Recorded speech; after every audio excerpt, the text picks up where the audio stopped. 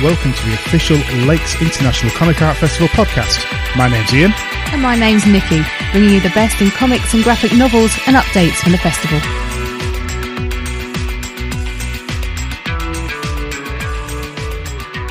Hello and welcome to the Lakes International Comic Art Festival podcast, episode 55. My name's Ian. And I'm Nikki. I had to think then. My mind was whirring. Mine's still pickled. Why? Is it barbecue season? Is that the problem? Barbecue season. It's barbecue night. Barbecue night, which means wine. Yeah. And now you've been whining all day because of it. So harsh. So what's on this today's episode, Nikki? Tell me them all. No idea. I just rock up here, you know that. We've been to Macc Pow. We did go to Macc Pow. So we're going to talk about our impressions of the event. Yes. Second time we've been. It is. How you did behind the table. Obviously awesome. Obviously amazing. Because it's me. We spoke and interviewed Tony, Esmond and Raechel Smith. We did. We have a panel, which... Is it like panel? Leonard Sultana, Englishman in San Diego, did with David Leach, Berry and Rachael Smith about self-publishing. They had Prosecco. They did. We didn't have Prosecco. Self-publishing, even though only one of them self-published. Sounds fine. So it's generally comic chat. We must give apologies to Zoom Rockman. The recording we had with him was plagued by tannoy announcements. It was the tannoy announcement at the same Mark. time. We blame Mark. Yes, every time. Mike's doing his third and final part of the D&D and comics. Mm-hmm. We saw Mike today. We did. Because we went to a Phoenix War Games in Penrith. Penrith! We did go up there. I got a free model. You got a free model. Awesome. Right. Pete chats to Raechel Carter Leigh from BAM Festival about the festival, obviously. Funny that. Yeah, he's going, so you know. And Tony reviews... see, I can't say this. It's a book by Olivia Hicks. Tony reviews. Tom. Not Tony. Where did you get Tony from? Because I said we've got him on the show. Poor Sararara. Pardon? Sararara. Who? That's a book. We're also going to review Kingdom by John McNaught and Maggy Garrisson by Lewis Trondheim and Stephane Oiry. Oiry? Oiry? I don't know. I always get it wrong. When I try to correct you for a name, it turns out you said it right in the first place. Yeah, because I'm amazing. Macc Pow. Macc Pow. Macc Pow. I feel like Macc Pow. That's why they had that whole thing with the mayor at the start. They did. They had the mayor there. Yeah. Tony Esmond had a picture with the mayor. We're not going to go any further into that. No. Yeah, they did a picture of the mayor punching through paper that said Macc Pow. It did. It's naughty because all they did to get on the front of the newspaper, let's be honest. Oh, always? That's I would too, though. Slimy. No, it was lovely, actually. Nice little opening ceremony by the mayor. So Macc Pow this is a fourth year, if I think rightly. Yeah, because we've been to all bar one. When I went to the first one, we didn't table the first time, did we? Or did we? Oh, I can't remember now. We've only been... This is our second time of going to this one. Oh, is it? Okay. Yeah. Do we not go as just visitors No. 1 year? No, we've just only ever tabled there. They've always been in the same place, haven't they? Yes. Yeah, no, we Okay. haven't done anything else. So, yes, it's second year tabling. Your first anniversary of your first ever table. I know! Oh, I should have baked myself a cake. How did you find it then, sales-wise and atmosphere-wise for yourself? The atmosphere there is brilliant, isn't it? It was. I think it was better this year. I don't know why. It felt more... Nothing negative about last year, but... Yeah, it felt even more energised, didn't it? I think that the footfall was definitely higher, wasn't it? Well, it felt higher. Felt like it. Yeah. But it's a very... well, because I knew most people there this time as well, because I was like opposite people I'd been next to and like stuff last year. So it was really nice to catch up with people. It was so sweet. So, and I knew like other people that were there. So I just found it like a great big family day out, really. It was great. We met some new people as well, which was really nice. Yeah. You know. But yeah, people like Hannah Berry, which we didn't really get to chat to, but she was. Yes, she was wandered there. past and said, She did one past. She was desperate for a week. She had too much coffee. Almost top it was Jacob Phillips. Oh yes, I quite used to like him. You've gone off him now. No, really, I've gone off him. Yeah. Why? Do you want to tell a story, my dear? When he was gazing at you, he kept looking at... everyone was my noticing... eyes, Mr. Phillips. Like, everyone on our little row had noticed that he was looking over at us a lot. Well... And it wasn't me he was looking at. No, it was you. Yes. And he did a lovely little picture of you, and then he put it on the internet, didn't he? He did. He put it on the internet, and he asked people which famous person just wandered in. And amongst the answers... was a chubby little finger. Chubby little finger. I look like chubby little finger. That's brilliant. That made my week. I upset the guy who wrote it when I explained. It's actually a real person he's drawn there. Yeah, that poor guy probably just like, oh no, I've been really offensive. Chubby little. That's brilliant. In the far corner opposite us, as I say, was Tony Esmond the first time we met. Yes, he's him, lovely. From the Awesome Comics podcast. And also next to him was poor little Corey. Poor little Corey. Poor Corey. He's stuck with Tony. He was abused, the poor lad. Abused. Corey's like a little angel. And they'd stuck him next to the devil himself.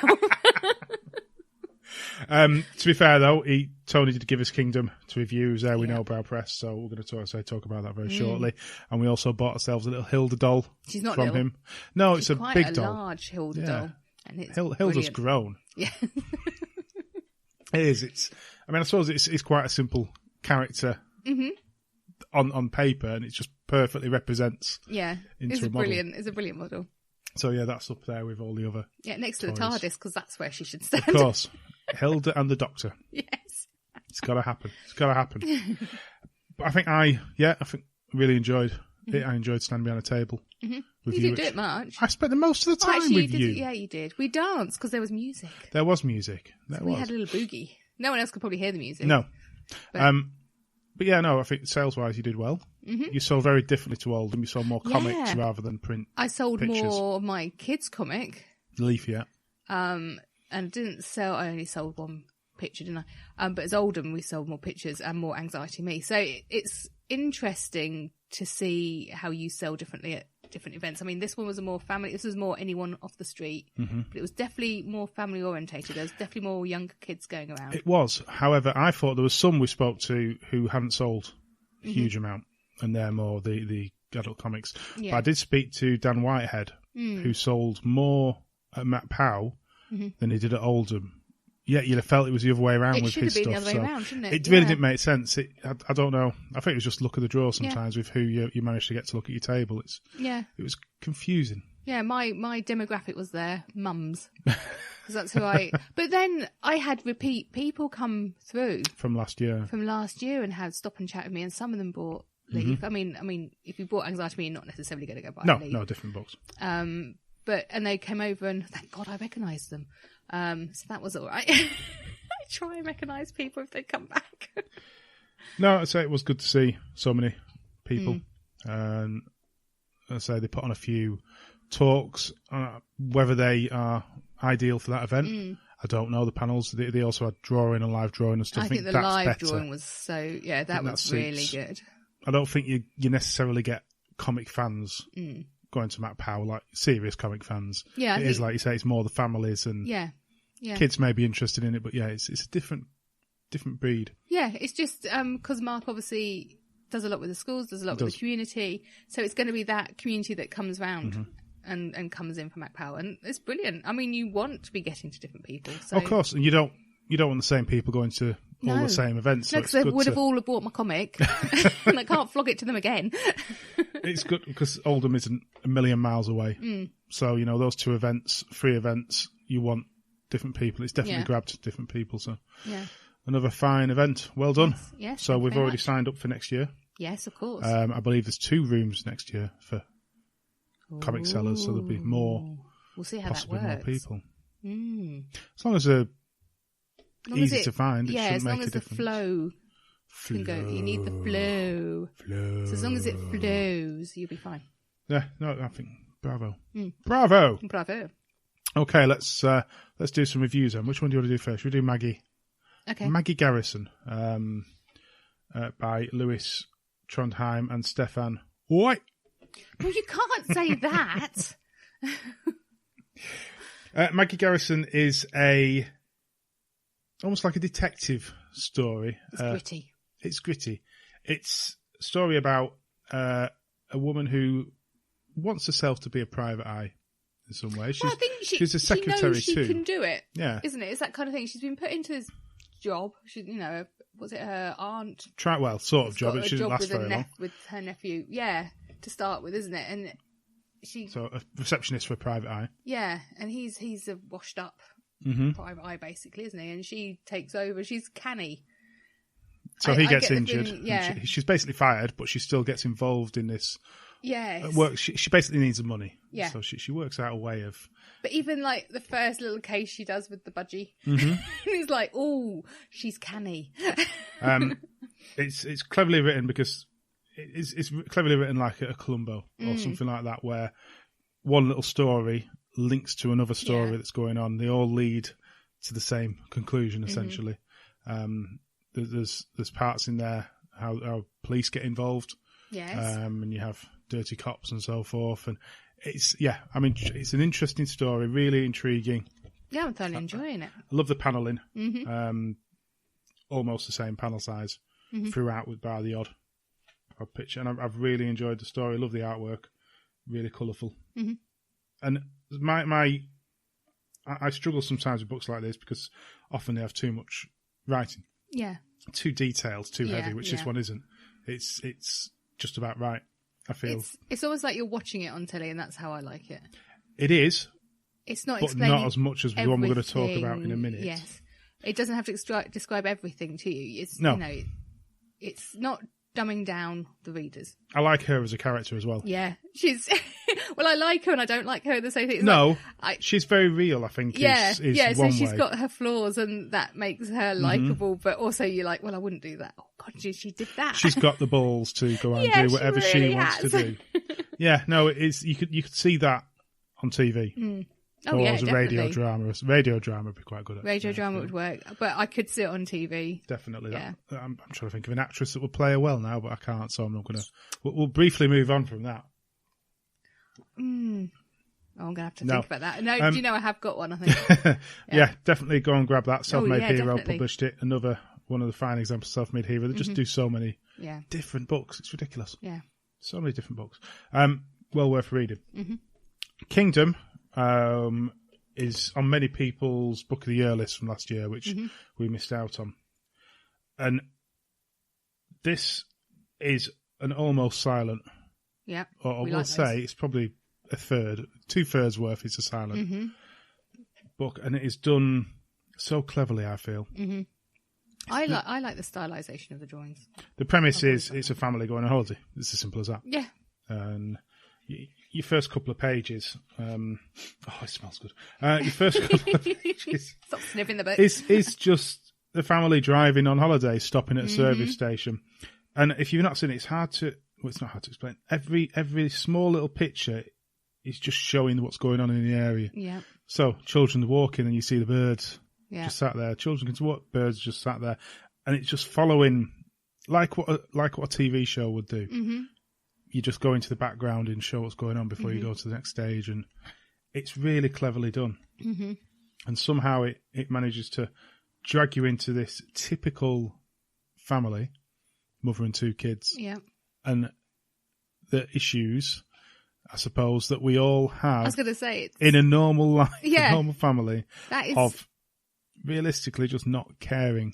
It's not that. It's a selfishness. Yeah. Well, no, because then you get her going round a grand. We won't go into that. I know, but it's a continuation of a loop, isn't it?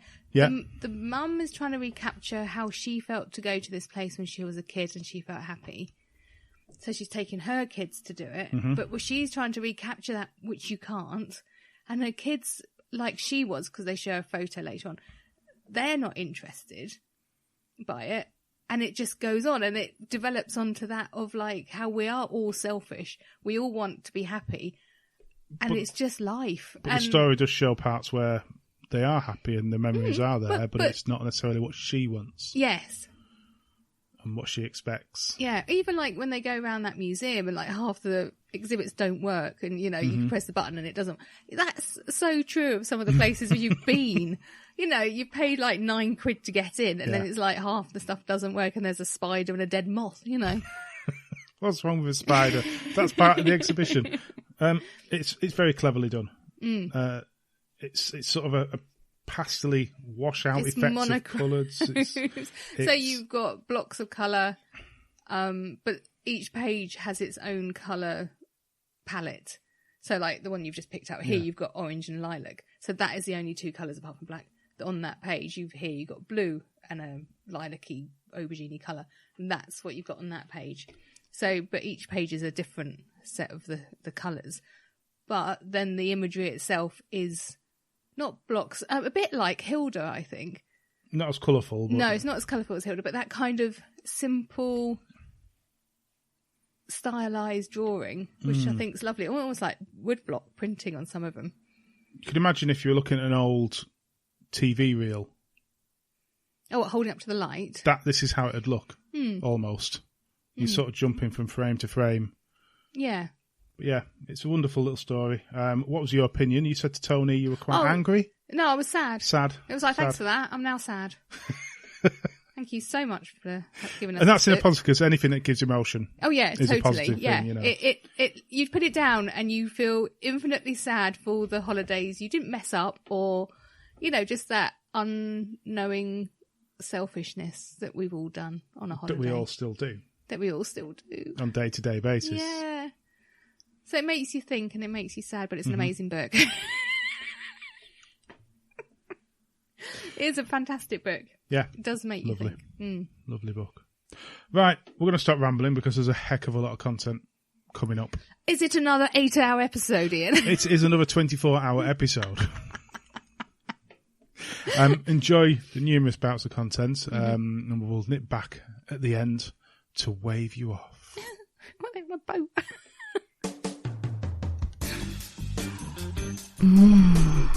Mike's Mutterings.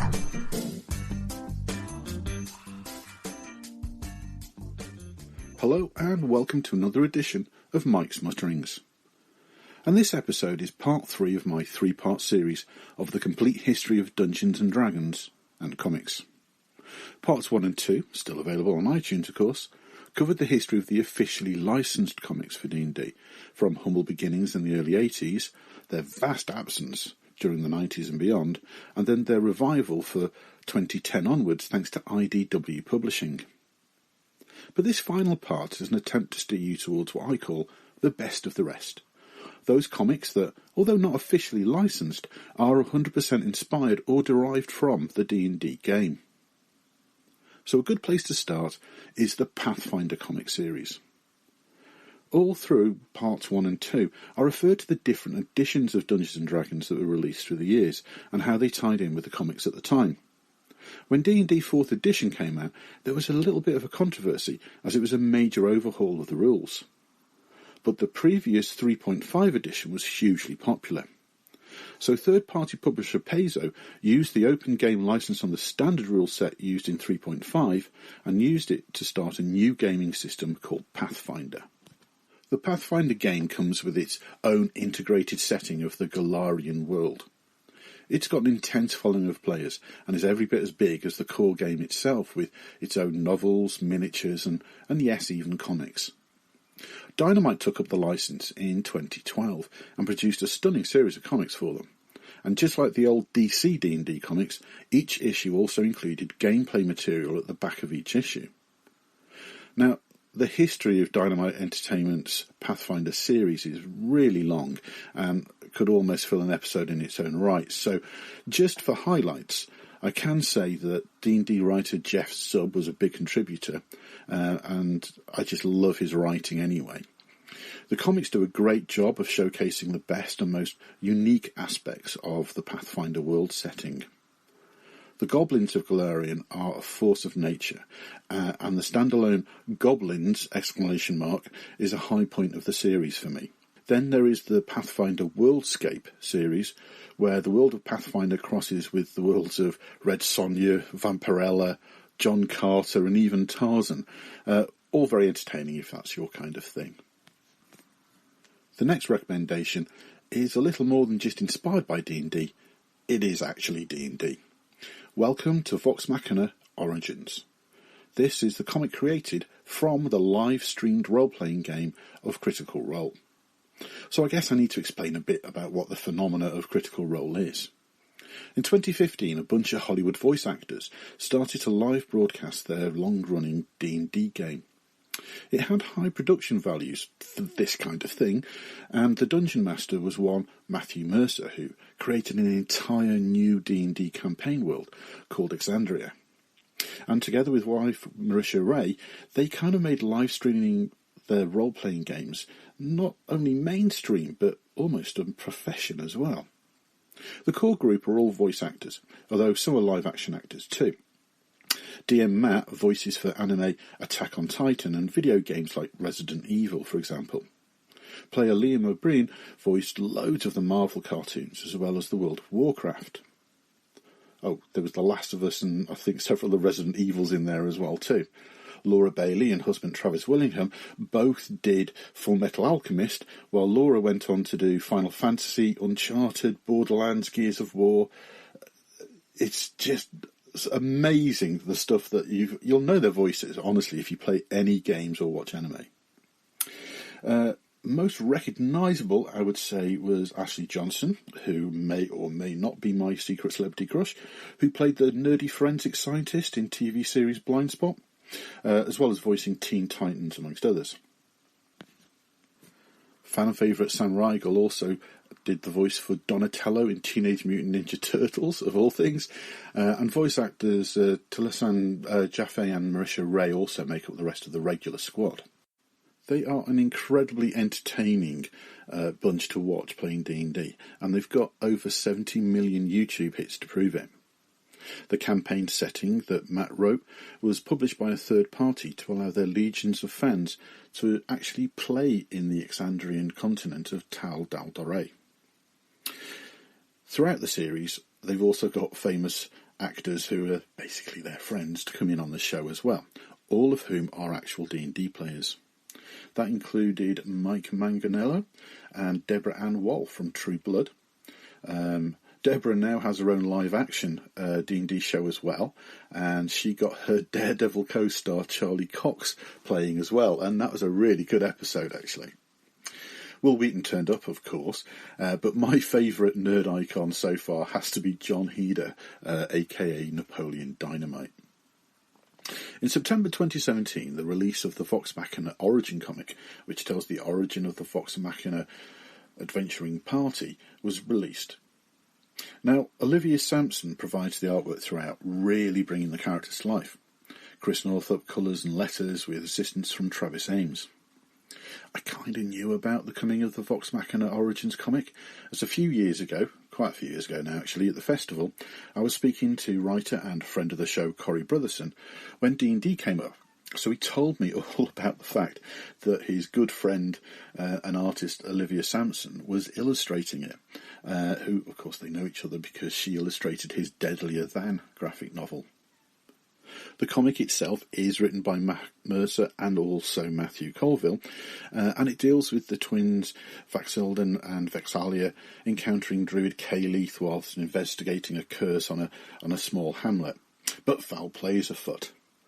Duo gnomish bard Scanlan and barbarian Grog appear in issue 2. Tiberius the Dragonborn appears a little later, and Scanlan sells him some treasure that's got more of a history about it than he actually realises. Issue 3 then shows Kayleith and Tiberius travelling together, and who are also investigating the village's so-called curse. This means that Vox Machina, or before they knew each other, are all split up into separate groups, roughly on the same mission and crossing paths left, right and centre. It's quite a nice setup, actually, and the whole origin of how they came to be is really satisfying. But, and it's a big but, I do worry that without the prior knowledge and understanding of the Critical Role show, that the casual reader may be a bit confused, missing out on those moments that make a Critical Role fan smile. There just isn't enough emotional baggage to make the first-time reader care enough. So why am I recommending it? Well, actually, I'm recommending the show first. So head over to YouTube and search Critical Role Season 1. Sit back, watch a few, get hooked, lose a couple of months of your life, and then buy the comics. And so, on to my next choice. The next one to bring to your attention is a very easy one to qualify. It is hands down the funniest, wittiest, most sarcastic and fun comic I've read in a long time, and it really is one of my all-time favourites. That's The Magnificent Rat Queens from Image Comics. I've been wanting to talk about the Queenies for some time now, but realised I just had to leave it to my D&D and Comics series, because this brainchild of Curtis J. Weaver is his personal homage to the game. The Rat Queens are an all-female reprobate band of non-functioning alcoholic, drug-addled psycho monster-killing machines for hire. You are speedily introduced to some of the most diverse, interesting and well-penned characters you could hope to find. It is on the mature reader spectrum, though. So, let's meet the main characters. Firstly, we have Violet. Violet Blackforge is the rebellious dwarven warrior who eschewed clan tradition and shaved her beard and became a trained warrior, a path normally forbidden to females. I love that she caveats this with, before it became fashionable. Next is Hannah Vazari, the elven sorceress. Unbeknownst, or maybe just generally ignored by the rest of the party, she is of the necromantic arts, having had a pact with a powerful demon. She absolutely rocks the rockabilly look and lip-curling rebellious attitude too.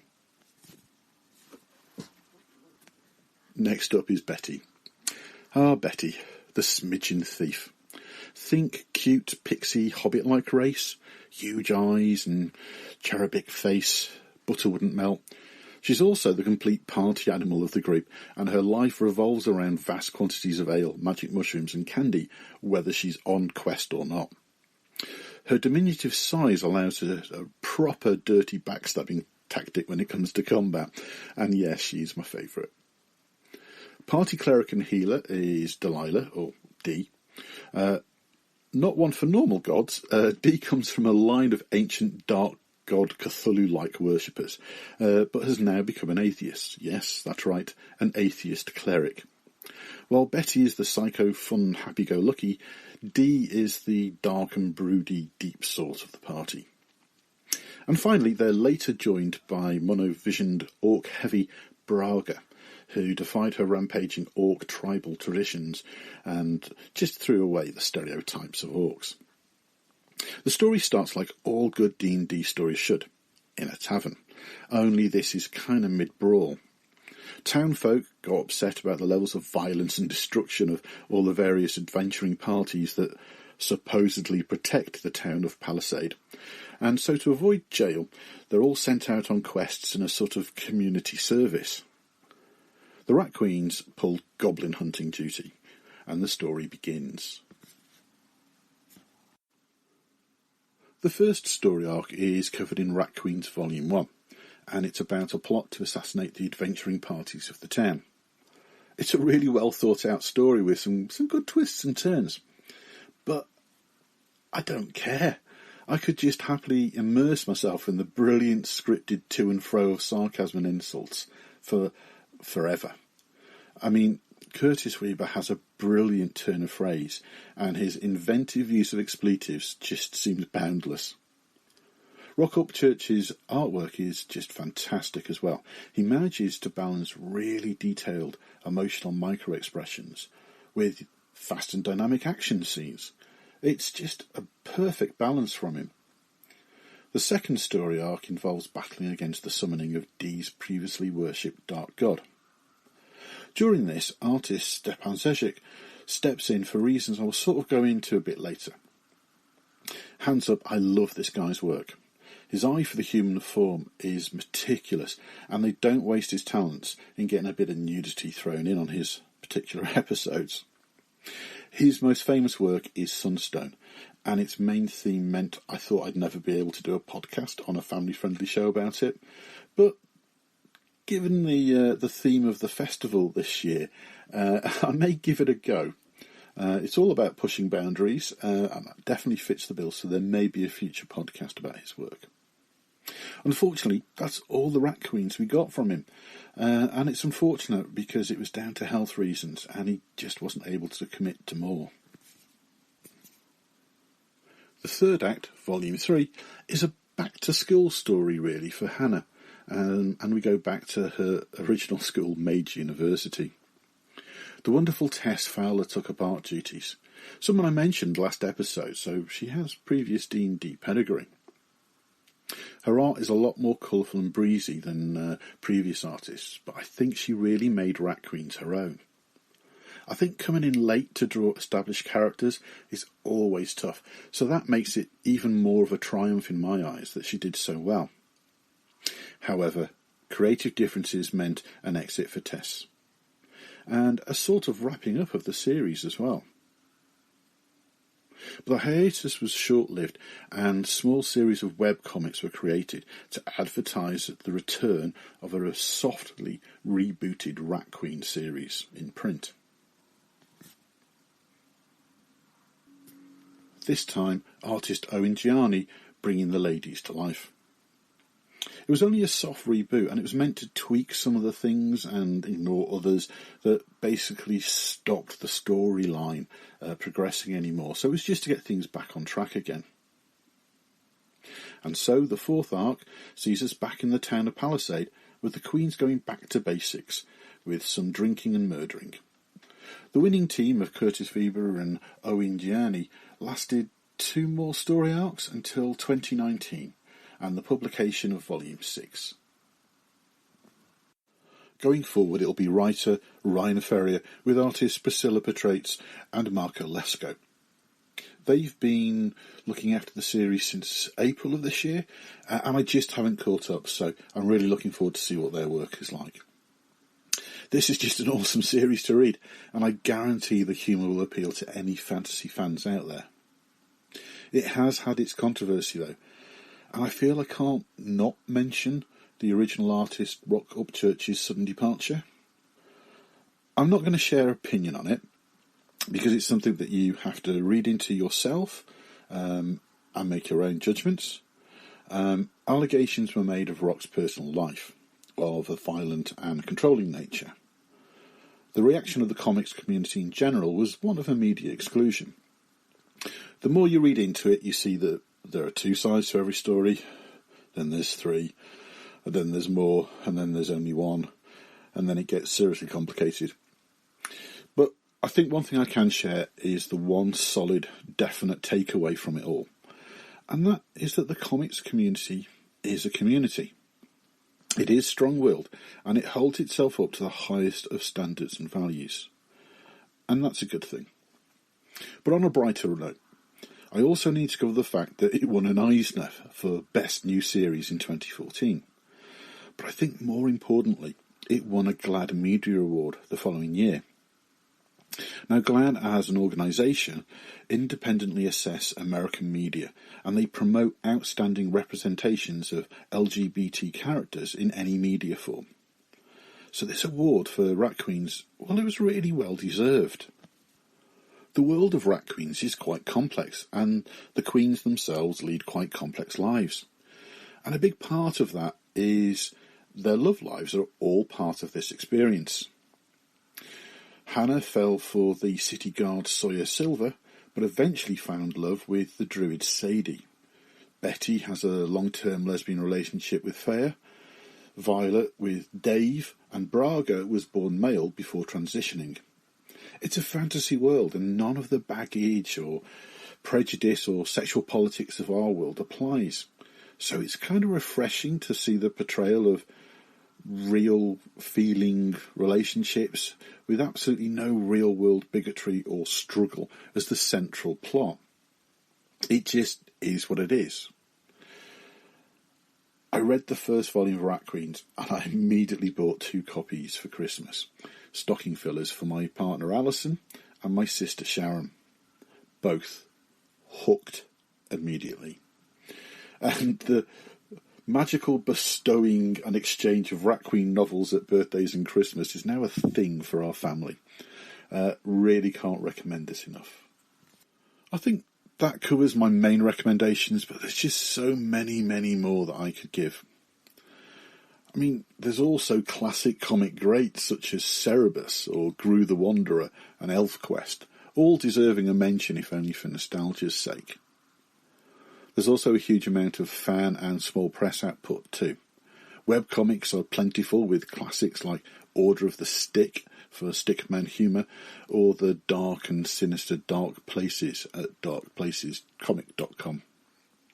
A fellow online friend and D&D player, Lynn, introduced me to the Control-Alt-Delete online comic series, which follows a group of D&D players and their humorous role-playing exploits and general nerdy lives. This became a firm favourite, but be warned, this is a massive geek fest of the highest order. The whole Critical Role thing has a massive online fan base, with Twitter particularly being a huge source for Vox Machina art, comics, cosplay and fan fiction. Totally not suitable for work, but funny, is @OrcBarbies on Twitter, and it's an example of a good artist gone bad, very bad. There are so many examples to go into, but perhaps our resident small press expert, Tom, could maybe review or provide some more choice examples sometime. I've really enjoyed putting this D&D and comics mini-series together, and to be honest, I could just go down a rabbit hole with all this stuff. So I'll quit while I've got a semi-coherent 3-part series out of it.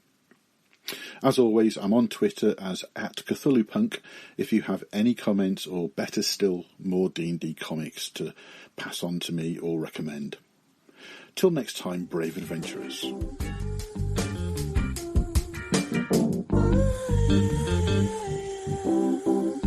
I am with podcast extraordinaire. Oh, God. Tony Esmond, how are you doing? I'm good. You, man? Good. How's it going with you? Good. This is the first time we've ever met in person. It is the first time. But you've been on our podcast and we've been on your podcast. Did you actually? Were you on ours? I can't remember. You were. I can't remember. I know you were missing. One of you were missing. Oh, Dan was missing, wasn't he? Yeah. First time we met. Lovely Macclesfield. No. Did I show you the picture of me with the mayor of Macclesfield? No, have you had a picture with the mayor? Yeah. I'm now going to look at the picture. I think she secretly knew I was taking the piss when I took for the... Oh, dear. Yeah. But I think... But she seemed a lovely lady. That's a picture of a dog. That's my dog. That's Sharknado. That's my dog Sharknado. That's not the bloody mayor of Macclesfield. Look at that. It's quite good, isn't it? That's a nice picture. What are you on about? I think, Ian, we refer to that as something for the bank, my friend. Right, so we're not going to talk about the Awesome Comics podcast, however. Okay. Because we're here to talk about two things with you today. Okay, man. First thing first, your new role. Yeah. With No Brow and Flying Eye. Yeah. Tell us a bit about your role and also about the company itself. No Brow's been about for 10 years. We're probably most well known for publishing Hilda now, which is a cartoon on Netflix. Amazing. Yeah. Amazing book to be fair. And a great story of a guy from Nottingham who basically made comics in his living room, and now he's writing and directing a Netflix series, and also doing our next book, which comes out in September, I might add, which looks amazing. Is that Hilda then, or is that another? No, that's the next Hilda. So there's a cliffhanger at the end of the last Hilda. You'll find out anyway. Yeah, so it's good. He promised me he's going to tell us why she's got blue hair at some point as well, but he's not. Does it matter? It does. I know everyone says that. Yeah, I know. But I think the thing is because her mum. Like the George Lucas of comics. Yeah. So we're probably best known for that, but we've got two areas of publishing. So we do Flying Eye, which is the kids' books line, and we do No Brow, which is our adult books line. Not adult, graphic novel book line, I suppose, is the best way of doing it. Both are equally good. So they took me on. I've been doing festivals for them for about a year or something. I retired. I'm a pensioner now. And they said, "Oh, do you fancy coming on board?" Are you actually a pensioner? Yes. Could I be rude and ask how old you are? 50. Yeah. It's not bad, is it? Yeah. So I'm in receipt of a pension, and I do. I've just texted loads of people to picture me with the mayor of Macclesfield, and they text me back. That's all that is. I'll send one to your inbox. Fine. Thanks. And so they took me on to do. I do a lot of marketing for them. I do a lot of festivals for them, and I think there's a disconnect these days with comics that sell Marvel comics and DC comics, which, don't get me wrong, they're like my parents, but they don't quite see the connect with stuff like Kingdom and In Waves and stuff like that. And we're trying to put the two together, so we don't want it to be just in bookshops. We want people to discover it elsewhere, and I do a bit of travelling around and do that as well. It's I've always loved their books. I've reviewed their books for 5 or 6 years, and I think they're genuinely the best British comic company. I really do. It's just amazing. Real eye to art as well. So Sam and Zoe are the people I directly work with there. We've just had LCAF, which was... You should come to LCAF, man, one day. It's, kids are getting to the age now where we can actually get out and do stuff and leave the buggers behind, I think it's got a similar vibe to the Lakes. It's in hipster East London. So. It seems to be, from what I've seen, actually. It does feel festival-y as well. I think you explained on your... Yeah, it's like that. One of these episodes. If you have any Bitcoin, you can buy pizzas with them and stuff like that. It's fun. I don't know. Anyway. I don't know what it is. So we run that every year as well, and we've got an open submissions policy. People come in, and we like the guy AJ who's dealing waves. We met him on a school trip or a college trip to the office, and Sam developed what he was thinking about into this book, and it's genuinely one of the best things we've done. I just handed you a copy of Kingdom, actually, didn't I? To look at, and it's John's great. John McNaught, my book of last year, easily. Just amazing. The other thing I want to discuss is you've recently done if nobody is aware of this, an honest review month. Oh yeah, we chatted a bit about this online. We had a conversation. It's made me think a lot. So briefly, give us a rundown of what you did, then we'll... Yeah, so very briefly, I got to the point where somebody did a satirical piece on that website that shall not be named about how comics are the best they've ever been because nobody says they're bad anymore. And I'm one for hyperbole. I'm as guilty of just reviewing books I like as anyone else. And I was never reviewing books I didn't like, and I gush about books. And because we're so excited about the medium, we talk about it. I mean, I hear you guys talk about loving books, and I love to hear that. But I think some people need to be told when they're doing something wrong.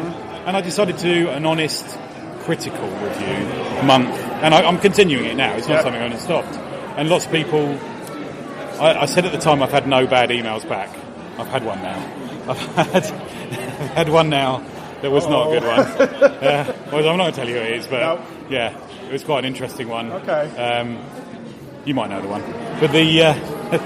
But we'll chat in a minute. But mostly people were very positive about... Because I wasn't saying this is rubbish or this is good. I was saying I like this, I didn't like this, I like this, I didn't like this. Think about this. Like there was a guy had imported his image into Photoshop, I hadn't brought the blacks up, for example, so you couldn't see the line work enough. And why aren't we telling people this? It doesn't seem to be told. Especially in the world of small press where people are making their own comics. They're not running them through an editor. They're not running them through anyone else, which I kind of like.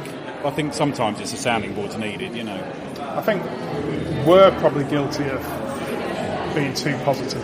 I really us do too, man. Feel it. Yeah, us too. Yeah. It's a challenge, especially when you're fed books from publishers as opposed to small press. It is that challenge of how far do you go sometimes. Yeah. And I've been taken off the comps list from companies by being honest.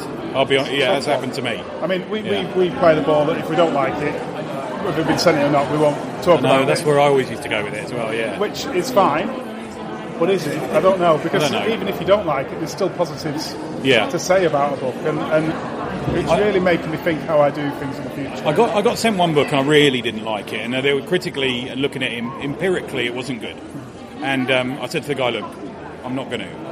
Because it's not going to be good. And there's a lot wrong with it. And he wrote back to me and said, well, why not? I want you to. And I said, okay. And I wrote him this review, and he wrote back to me and says, thanks a lot. He says, he was on a Kickstarter, and he said, the Kickstarter's coming up, and I'll correct the stuff before the Kickstarter. And I thought, well, okay, I kind of dig that. That's good. Let's take it on the chin.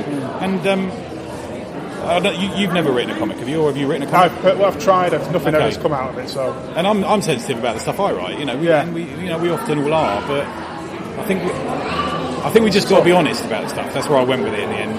And everyone was quite supportive of it. It was 3 times the biggest month on the blog ever.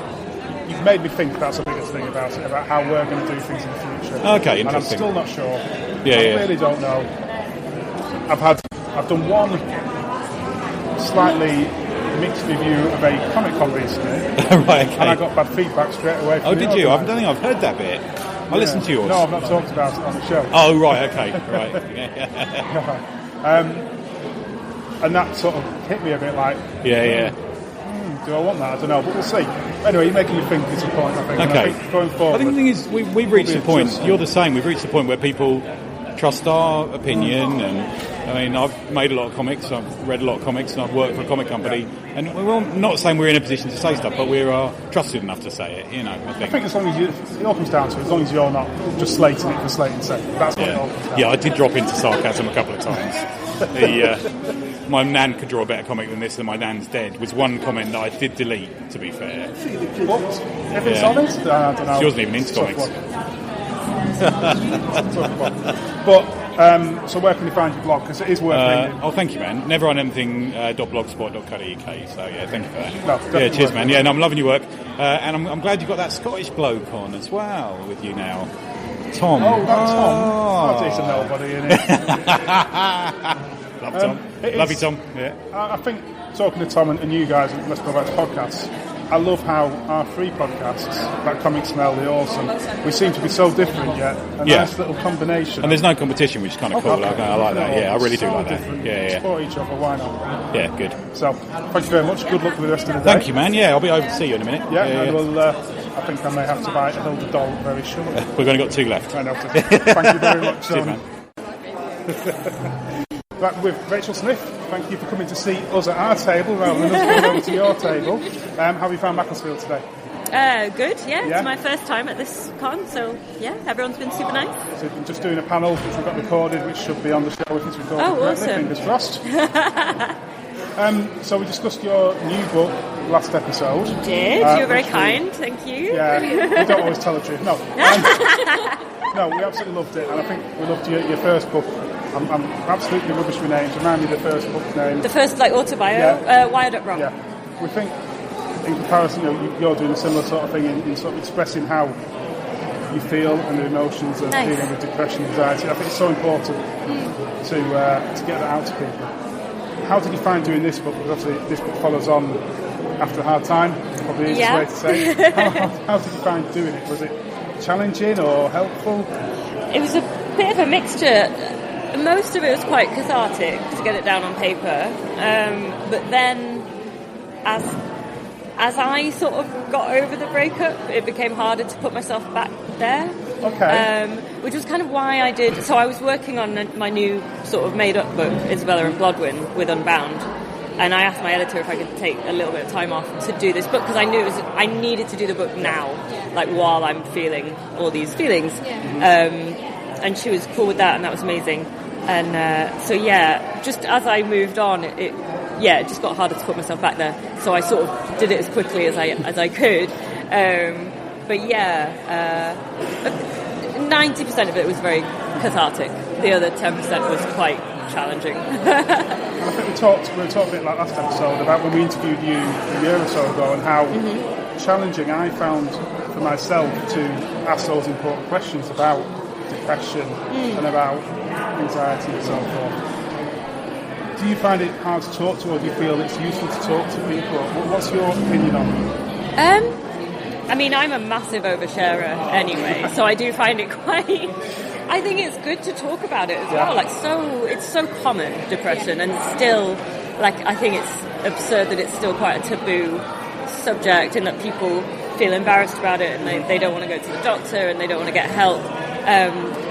Which is understandable, but I feel like being very honest about it is maybe in my own way combating that, those negative connotations of it, because it's such a natural thing. That's it, isn't it? It is. Yeah. We all suffer. Yeah, it's going to happen to all of us at some point. Yeah. Right? Yeah. Small, or you're going to know someone who suffers from it. Yeah. Well, I think...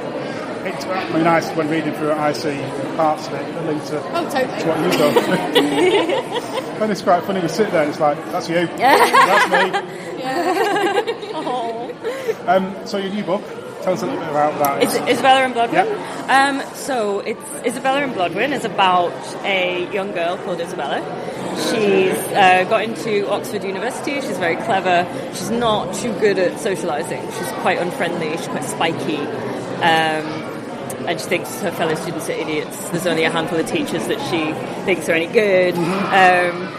So she finds this bottle at the Pitt Rivers Museum in Oxford, and it contains a witch called Blodwyn, who ends up escaping from this bottle and just completely upending Isabella's life and getting in the way of her academic studies. And she's quite malevolent and horrible to her at first, and then it's just about their relationship and how they're sort of knotted together in a way. So with this one, you've gone through Unbounded? Yes, yeah.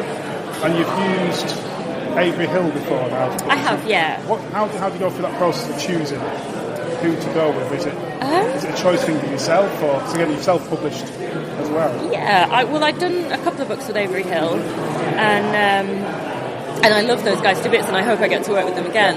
I just fancied someone different for this one. And Lizzie Kay, one of the editors at Unbound, we'd really wanted to work together, so this was a really nice. I get a female editor. I have my book is about 2 female characters, and it was very much. A lot of it was kind of inspired by the Me Too movement as well, so it kind of explores that sort of thing. So having Lizzie on board was quite important to me, I think, and also it kind of marries up the crowdfunding and publishing for me, and I like both of those. So how have you found that? Because it's not challenge, isn't it, Unbound? It's different to Kickstarter because you're not getting that immediate. It's much longer. Yeah. It's much longer. Yeah. But it's good for me as well because the book is the longest, most ambitious project I've done so far. It's like 200 pages, so it's going to take me a while to do it. So if it takes a while to get funded, that's cool. Because I probably won't be finished until next year. So where can they find that about the book? If you go to unbound.com and just search Isabella or Raechel Smith, then it'll come up. Thank you very much. Thank you. Thank you.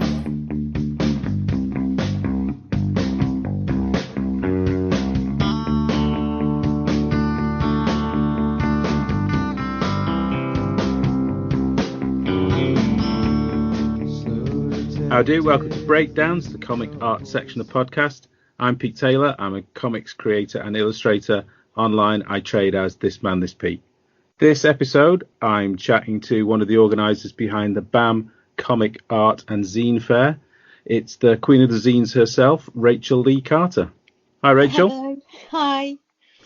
Is it hot enough for you? Yeah. So, before we get to the comics fair itself, let's find a bit about yourself. And comics is the great unifier. So how did you discover comics? When did you get the comics bug? Well, I think like most people, I did buy comics when I was a kid, but I kind of got out of them at a certain point.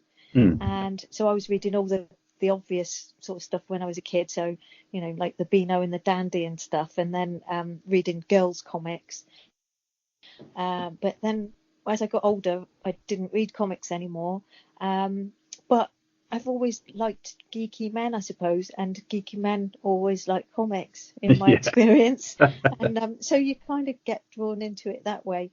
And I'd read a few bits and pieces, but I didn't really have an idea of what I liked as such. And then I started dating Dave, my partner, and he's massively into comics, and I started reading some of his comics. And then you kind of realise, we realised we had the same taste in comics, so I would pick something out somewhere and he'd go, oh, that looks great. And so we're lucky because it means now that we can have 2 times the amount of comics because we don't have to buy the same one twice. So we're lucky in that way, because we do just naturally like the same stuff. And got piles of comic books, the small press stuff and zines and everything, tons of them, and we share them. So we pass them over to each other when I've finished reading something, I pass it to him, and then he passes stuff to me that he's finished reading. So that's great. It's funny, when I my now wife, but when she was my girlfriend, I always thought it was interesting what she would pull off my comics pile, and she had very discerning taste. It was it was another thing that attracted me to her impeccable comics taste.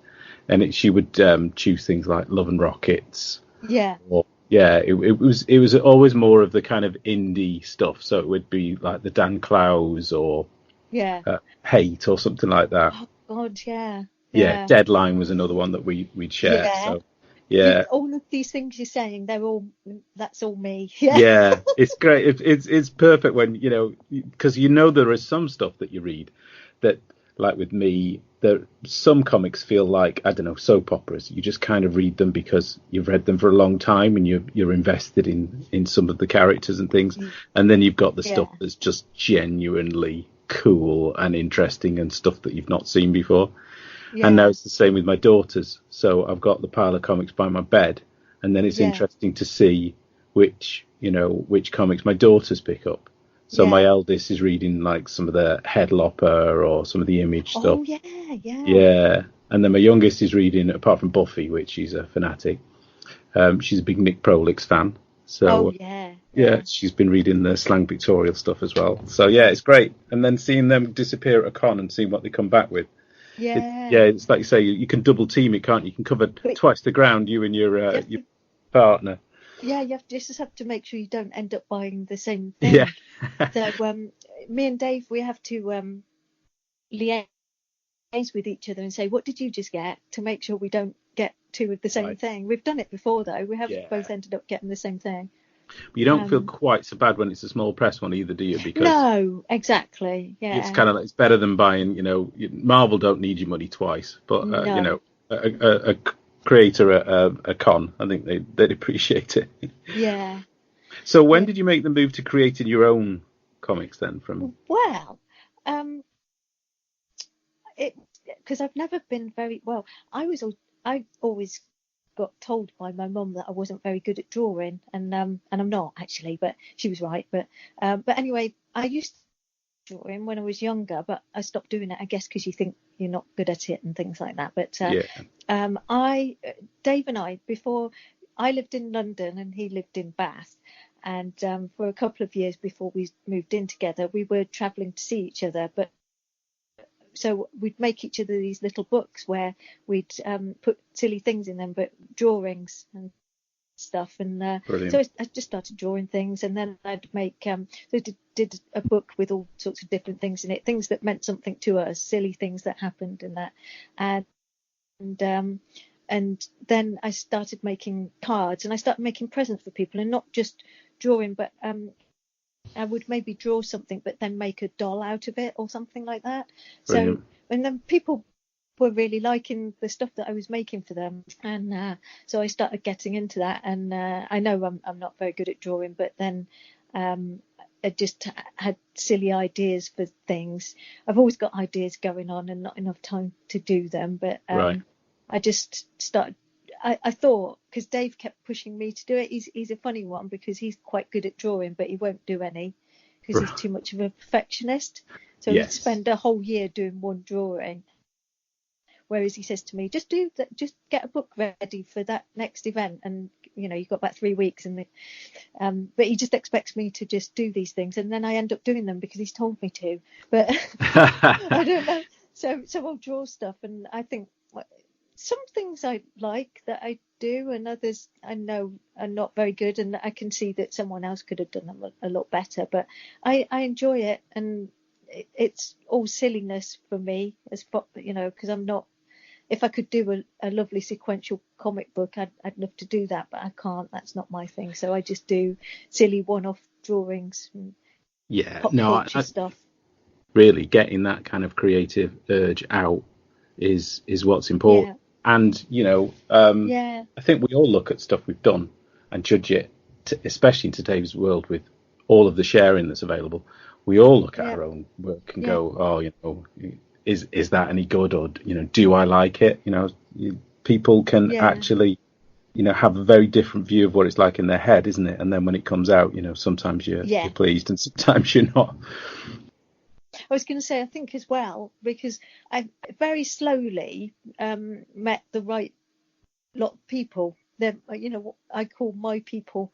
They're not my people, but my group of people that all seem to understand what I'm doing and like it, and I love their work and just think they're fantastic. But when somebody like Nick Frolick says, "Can you do some, a little postcard for me?" You just think, why is he asking me? He could get someone so much better, but he says, "No, I want you to do it." So it's very encouraging. And Tony Esmond, and Tony asked me to do something for him, and it's very exciting. And I was a bit scared doing the project for Tony because certain things outside of your comfort zone, but I made myself do it. And but it's when people are encouraging to you and say nice things, and not that they're not just pretending. Completely. There's room for everyone in the world, isn't there? I mean, and confidence is something that gets built by practice, isn't it, really? And it's as much about taking on new challenges. I think you're absolutely right. If you're not pushing yourself and trying something different, then you're not really ever going to improve and make the next leap. It's good fun. I know. Really it is great, isn't it? I know, and that's what I enjoy. Like you mentioned, all those people. We were in the same postcard batch, weren't we? We were postcard buddies for the Nick Prolix Kickstarter, and I love the difference that you don't know. I remember seeing the first 4, and they're all very different views of the same character. So it's really interesting to see people's different takes on the same character as well. So I really enjoyed seeing yours. Again, that was a strange one, because to draw someone else's character as well, that I found that quite strange. Because there's a very definite image of what he looks like, and then to draw him your way, it was quite odd, and I thought you might not like it. I know exactly what you mean, because the first thing I thought when I sat down is kind of like, right, am I going to draw it like Nick's version of the character, or am I going to draw my version? And then you have to think to yourself, what is my version? Because you've never drawn it before. So it's a real challenge. Yeah, it is, isn't it? Yeah, the actual group of people that you're talking about, I think that was one of the influences really for you putting the collective together, was it, when you started to meet these different people? Well, I'd gone through a phase, because I initially did 2 small press books, and one of them was it's not so good now, because Morrissey's been very naughty lately, I think. And but anyway, at the time, Morrissey had put out his autobiography, and I had lots of friends who said they couldn't read it because it was too boring. So I said I'd take one for the team. So I said I'd read it and summarise it. And I did that on a website at the time. And then I thought, well, people enjoyed it quite a lot. So I thought, well, if I do some pictures to go with it, I could put a little book out and do that. And I'd already done Made in France, which is how to speak French using pop culture. So images of famous people or silly things anyway that would jolt your memory so that you could remember a French word or phrase. And I'd got those 2 books, but I found it so hard. I was living in London at the time, and to find an event that would take you when all you've got is 2 small press books, and they'd say, we haven't got enough room, I'm afraid, we have far more people applying than there are spaces and stuff like that. And I just thought, I'm never going to get a chance, really, because you can't keep producing lots of books and not having many places to sell them. And I had been quite lucky, actually, because they'd appealed to Gosh and Orbital, so they'd taken them, and also they'd been taken by Rough Trade. And so I was lucky in that way, but I couldn't just have those 3 avenues for selling. And so I found it really difficult, and I loved going to all of the small press and zine events and stuff and going out and buying things, but it was quite frustrating. I thought that I couldn't actually get a place at those events. And so I kind of stopped because I thought it was a bit disheartening, I suppose. And then this event came up, which was Comic Summit, in between time I'd moved to Bath, of course, but and this was it last year? Comic Summit was advertised on Twitter, and it was a free event, and I kind of want to say it was in Cheltenham, but I've got terrible memory, so I wish Vince was here, because Vince was at that event, and Vince is at the BAM group, Vince Hunt, because he would remember where it was, but I have a feeling it was in Cheltenham. But anyway, John Locke had organised it, and it was a free event for 2 days, and it wasn't an event where you sell things. It was for people that create things, small press and independent people, to talk about how to market your work and a way forward for the independents, and is there a future for independent comics, and what kind of things did people feel were missing or were needed to help them to carry on, or to get better, or to sell more, or to make a career out of it, that kind of thing. And I went along not knowing anybody, and I met people there, and it was, as I say, it was a free event for 2 days, and it was so useful. And sounds brilliant. Yeah, finding out what other people do. And Vince was there, Vince Hunt, who became part of BAM, but the person that I clicked with straight away was Sam Schaefer, and Sam is from just Melksham, so not too far away from Bath, but it turns out Vince is in Bath as well. But Sam makes zines and has a background in stand-up comedy, and he does this really funny stuff, a bit like mine, in that he doesn't do sequential comic stories.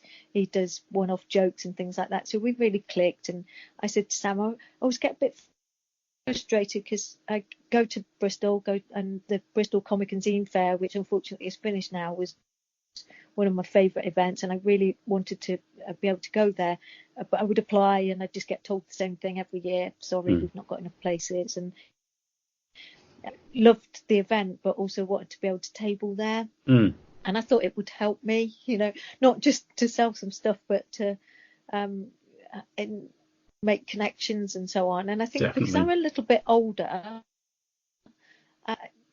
I'm in my late 40s, I also felt like maybe the zine market was a lot younger, and it's not necessarily true, of course, but it feels like that quite a lot when you go to lots of zine fairs. There's lots of younger people there, and I thought, it would help me to meet other people and so on. But I said to Sam, I wish that Bath had this kind of community in the way that Bristol does, where people go to these events and they do buy things and people do make things, and it's very encouraging. And I said, I wish we had something like that in Bath. And Sam said, well, perhaps we should do our own then. And I think he was kind of joking maybe at first, but I didn't let him get away with it. And we said we'd stay in touch afterwards. And then we set up this just chat group on Twitter, and Sam invited a couple of his friends, Leigh, who's part of the group, Leigh Richardson, and she's also in stand-up comedy as well. Right. She's a really great illustrator, and she does lots of posters for comedians and so on, and she's great. She joined the group, and Rebecca Bagley, who does lots of illustrations for children's books, which are amazing, and she joined the group. And I tried to get in touch with Vince to say, we didn't really talk at Comic Summit, but I'm kind of wondering if you want to join this group. And he eventually got back to me and said, I'd really be interested. So we thought we'd talk about whether it's just, we hang out and draw together and encourage each other, or what. And I said, is anybody interested in doing a pop-up event or something like that? And that's how this all came about. Cool. Really. That's great. It sounds really organic. Yeah, and because I was keen that we should do something like that, something small, but I didn't envisage it taking off as quickly as it did.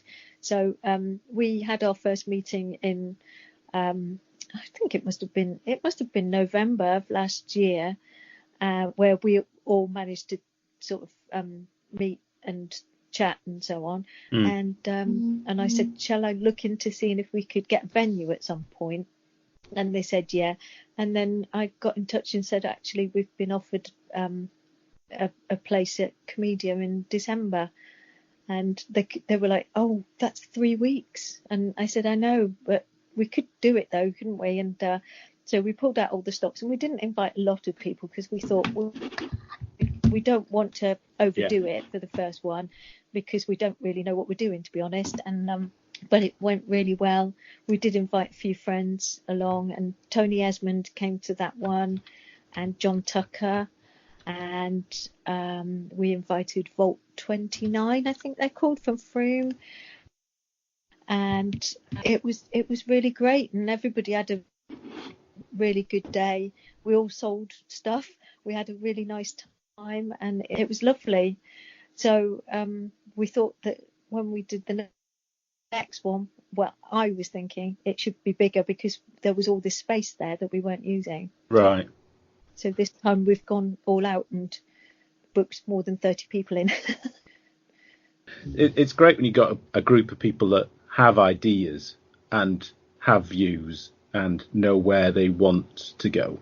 Because I set up a collective in Swansea, and the idea initially was similar, just a sort of support group, really. I thought once we set ourselves up, it would be a regular meeting place and you'd pass ideas.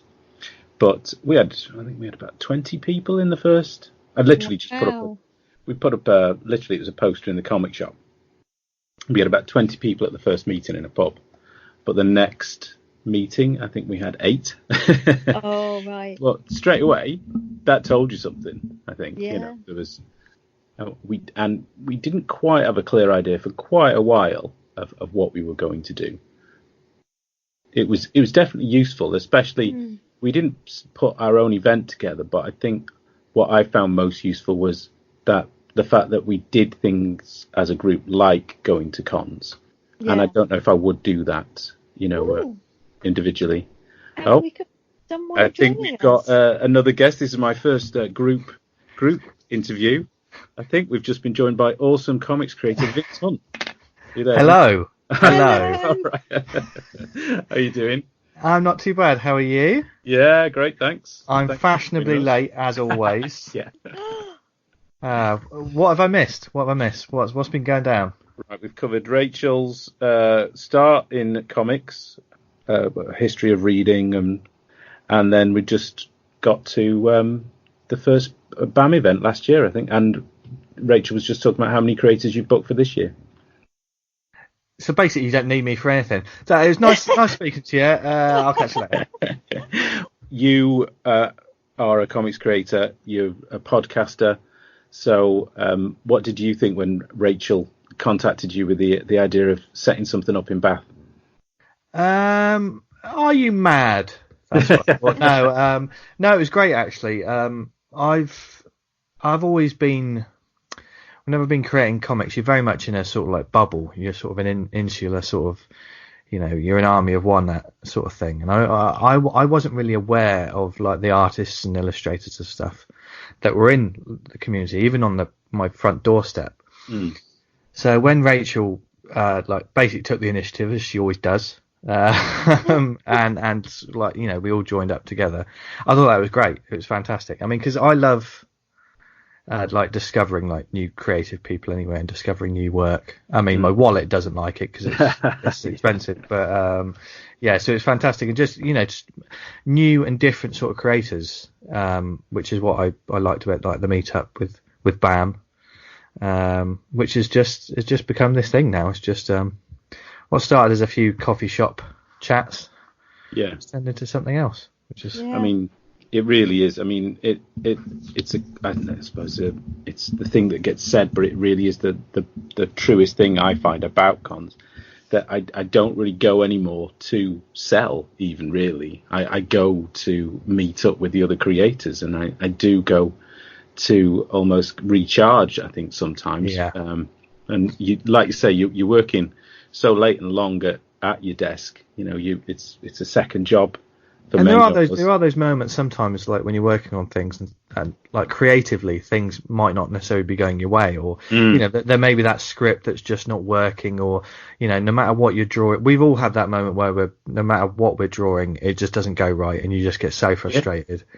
And But going to a convention and sort of meeting like new creators and like picking up new books and stuff is always inspiring. I always walk away. I always love events because I walk away from it, on a kind of a high. Well, the next day I'm usually knackered after the day itself, but definitely. But it's a weird kind of you're tired physically, but mentally you're all charged up, really, aren't you? And you can't usually wait to get back to start doing something that's been given to you that weekend as an idea or such. Now, I mean, we were talking with Raechel about the confidence sometimes about your work, because Raechel was, talking about how she didn't really a lot of the time feel confident, but is pushing herself to take on new projects.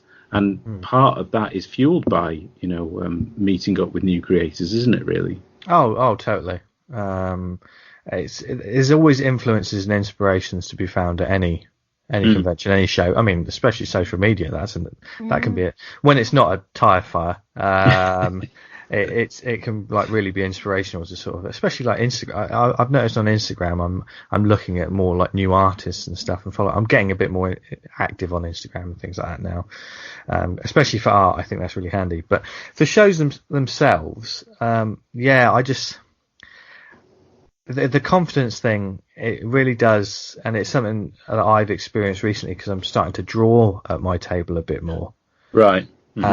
Which I never did before. And when I say recently, I mean, it was only at the last show that I really did it. And it's definitely a confidence thing. Like when you spend ages on a book, or like you've written it and you've put the work in, and you can sell that, but to sit down and actually draw, I'm always marvel at people who just try and do it. I also can't multitask, so if you see me drawing, I probably won't be able to talk to you because I have to stop.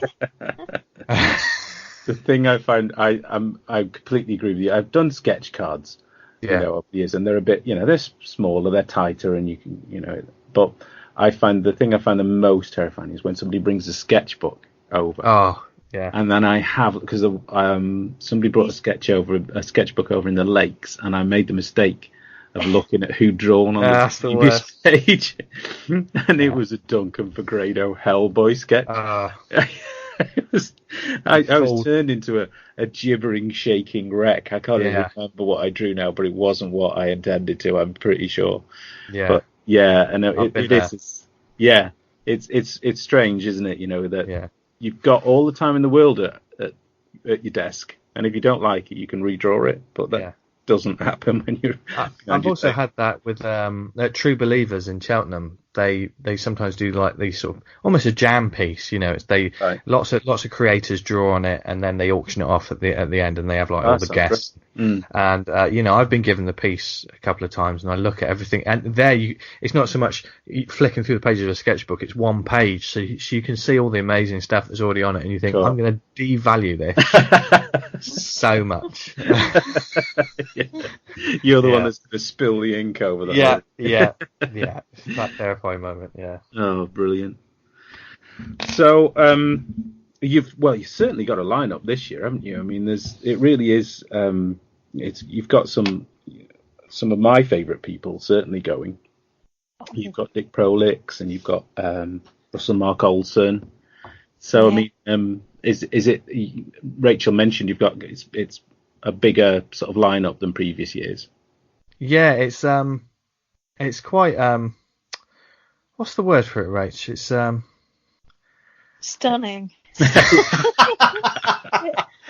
is. Yeah, it's amazing looking at the lineup, and like I know some of these creators, whether it be at past shows or like becoming friends with them and stuff. But there's lots of ones that Raechel's I've discovered through working on this. So I can't wait to meet these people on the day. I know. Well, I can't. I think when you think about somebody like Adam Falp, who we were both separately, Vince, weren't we, in Nottingham at the Nottingham Comic Convention, and Adam Falp was there, and I had obviously never seen him before, and I believe it was his first convention that he went to, and my goodness, he was so shy. Probably not making eye contact or anything, and I looked at his work and I thought, oh my god, this is amazing. It reminds me of Fletcher Hanks, and I thought I have to get one of these. So I ran back to, he looked quite stunned that I bought something, and I ran back to see my Dave and said, "Look at this is amazing." And he went, "Where's he? And he went along and he wanted to buy another copy for a friend. And I think Adam just thought, "What's going off?" Yeah. He had no confidence whatsoever, I don't think. I'm pretty sure. And he's really come out of his shell, hasn't he, Vince? Yeah. He's doing all sorts of now, and we've seen him at other events and things, but I think he's doing really well because he's kind of found his people as well who understand his work and appreciate it and everything, and it's really great to see that, I think. Going from event to event and seeing people growing and changing, and and everyone has their audience, don't they? I mean, that, one of the things I like about the lineup that we've got is there's so many different flavors of like art, illustration, zine or whatever. There is, I mean, it sounds cliched, but there is something for everyone. I mean, I'm someone that over the past couple of years, I mean, I used to be, I was a Marvel kid, Marvel DC kid, the superheroes and stuff. And over the past like 5 years, I think ever since doing conventions, as soon as you dip your toe into the community, your world sort of changes because everyone's, it's so sort of welcoming anyway. Yeah. And obviously because of like the podcast I do, like I've been introduced to even more stuff that I wasn't aware of. So, and it really does pay to sort of, to open your eyes to work that you wouldn't normally, because there is some abstract work that I never would have thought 10 years ago that I would have been reading or I would have spent 5 minutes staring at a page, thinking about the sort of emotions and stuff that it's invoking, and that's one of the things I love about comics. So I mean, I can't take any credit for the lineup because Rachel's been working her ass off putting it together, but it's amazing, and it's been fun sort of because I've been doing the blog posts and stuff, sort of gathering bits of artwork and putting bits together and sort of almost making a sort of mental shopping list at the same time. Well, I mean, yeah, there is that. Yeah. I do think as well, I mean, the fact that more events like BAM, the Lakes Festival, we've had a couple of new ones. We had Comic Salapia this year, haven't we? And we've got, and they have more of, they're not Comic-Cons, they're not mainstream, and they're not really open to, the kind of old school Comic-Cons that were sort of popular. It's not toy based, and it's it's not sort of movie star signing based. It tends to be trying to bring everybody from different walks of life that are spending their time creating and giving them a platform.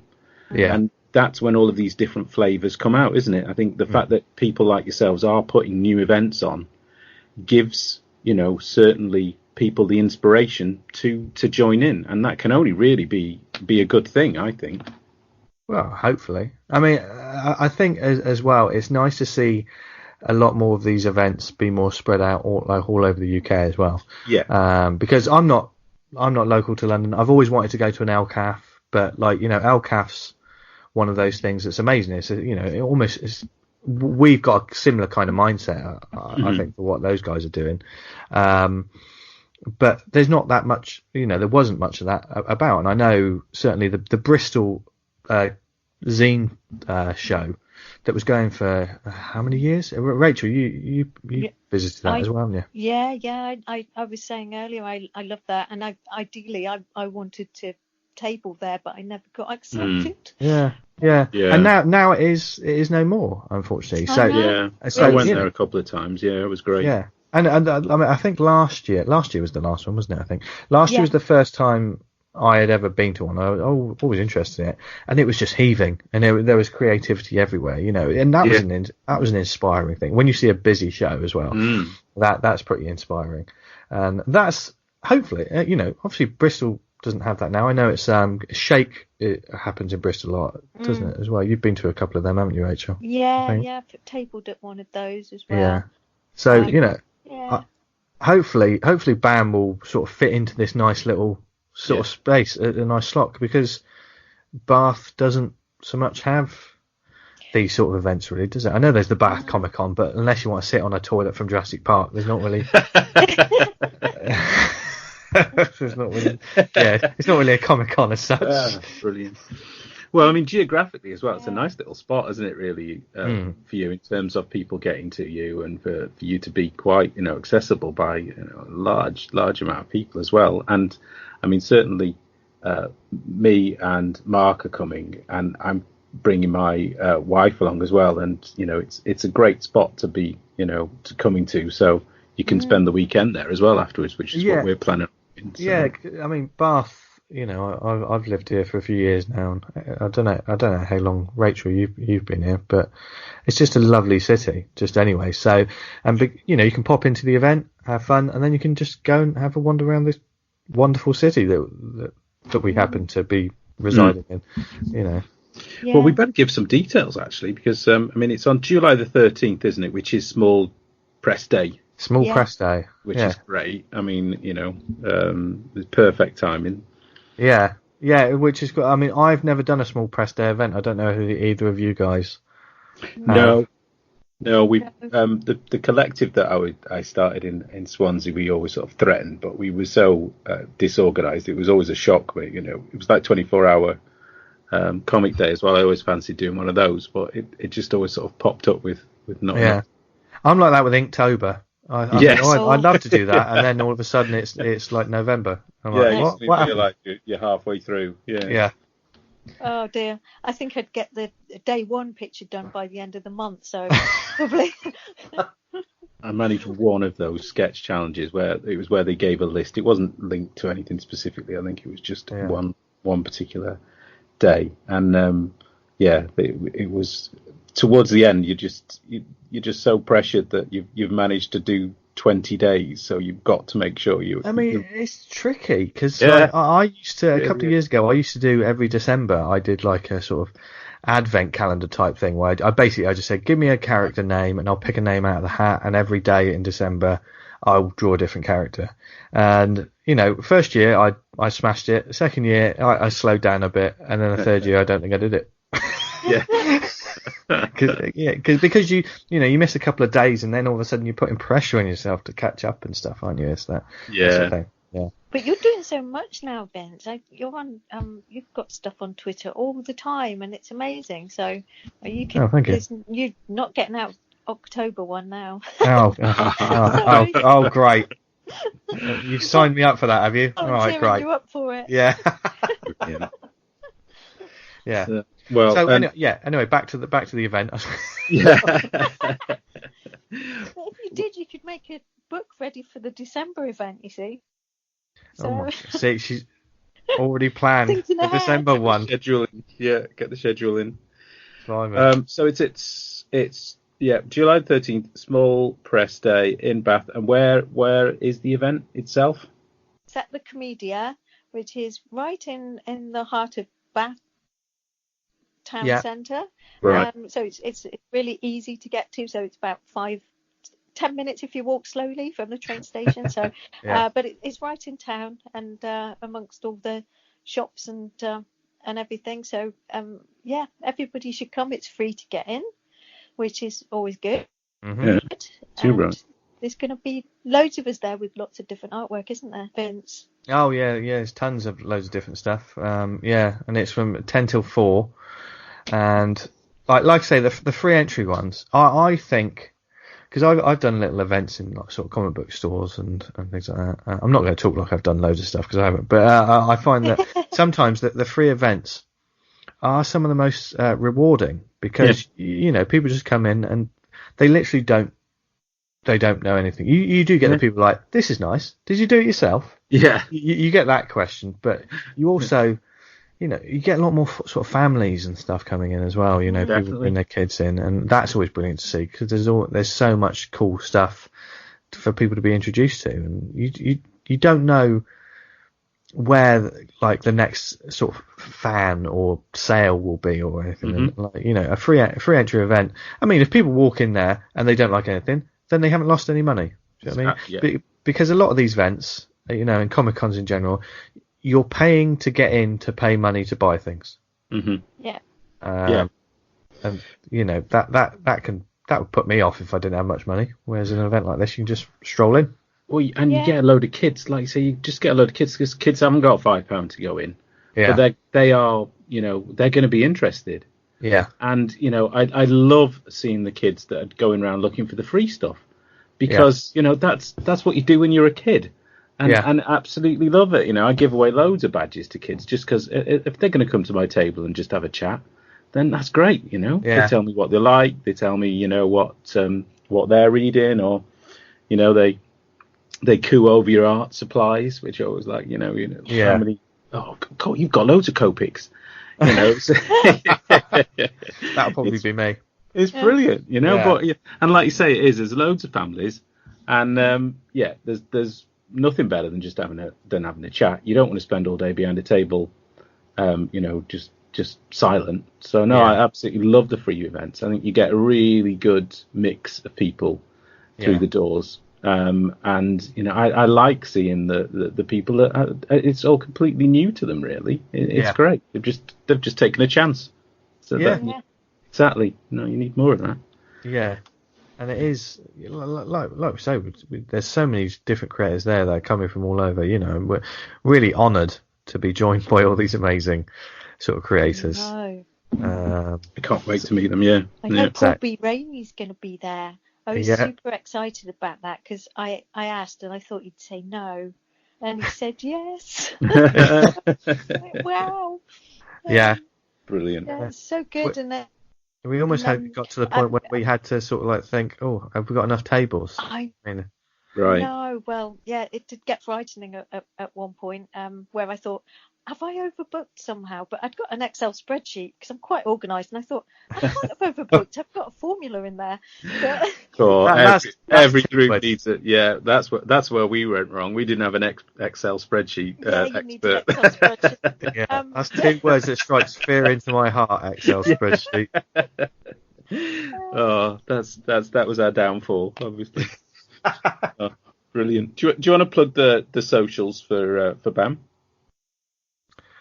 Yeah. Do you want to do it? Yeah, go on. Look, you're the boss, Raech. I'm just here. Well, on Twitter it's at BAM. That's BAM _fair FAIR. And do you know the other ones, Vince? Yes. No. No, it's great. Situations like this is where you always say, "I'll put a post on the blog." Yeah.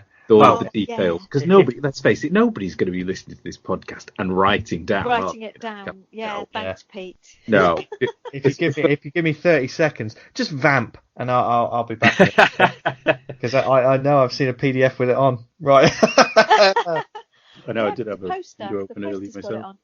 Yeah, we'll put a blog post up with the poster, and I know you've had lots of really good posters as well. That people have been doing for you and putting on. Oh, I know. It's so exciting because I can't believe John Tucker took the initiative and made his own poster. Yeah, he just went ahead and took a poster. He's giving it away. So there's freebies. Cool. So, the first 100 people through the door will get a free poster, an original poster that's just got BAM written all over it. So it's exclusive to the event. It's not like you'll be able to, if you get it at an MCM, it won't really mean as much because it. But yeah, you should get. And John's brilliant anyway. He's been so supportive. He was at our last event. He was. It was great. Yeah, I think John does this thing called Death Roulette, where you spin the wheel and you don't know what it means, but when the number comes out, each number. Is linked to a different kind of death, and he will draw your death for you. And it went down an absolute storm at the last event, and he's actually started doing luxury ones now, where you die a luxurious death. So it's amazing. They're like, I think they're like pre-show commissions, aren't they? I think people get in touch with them. Super.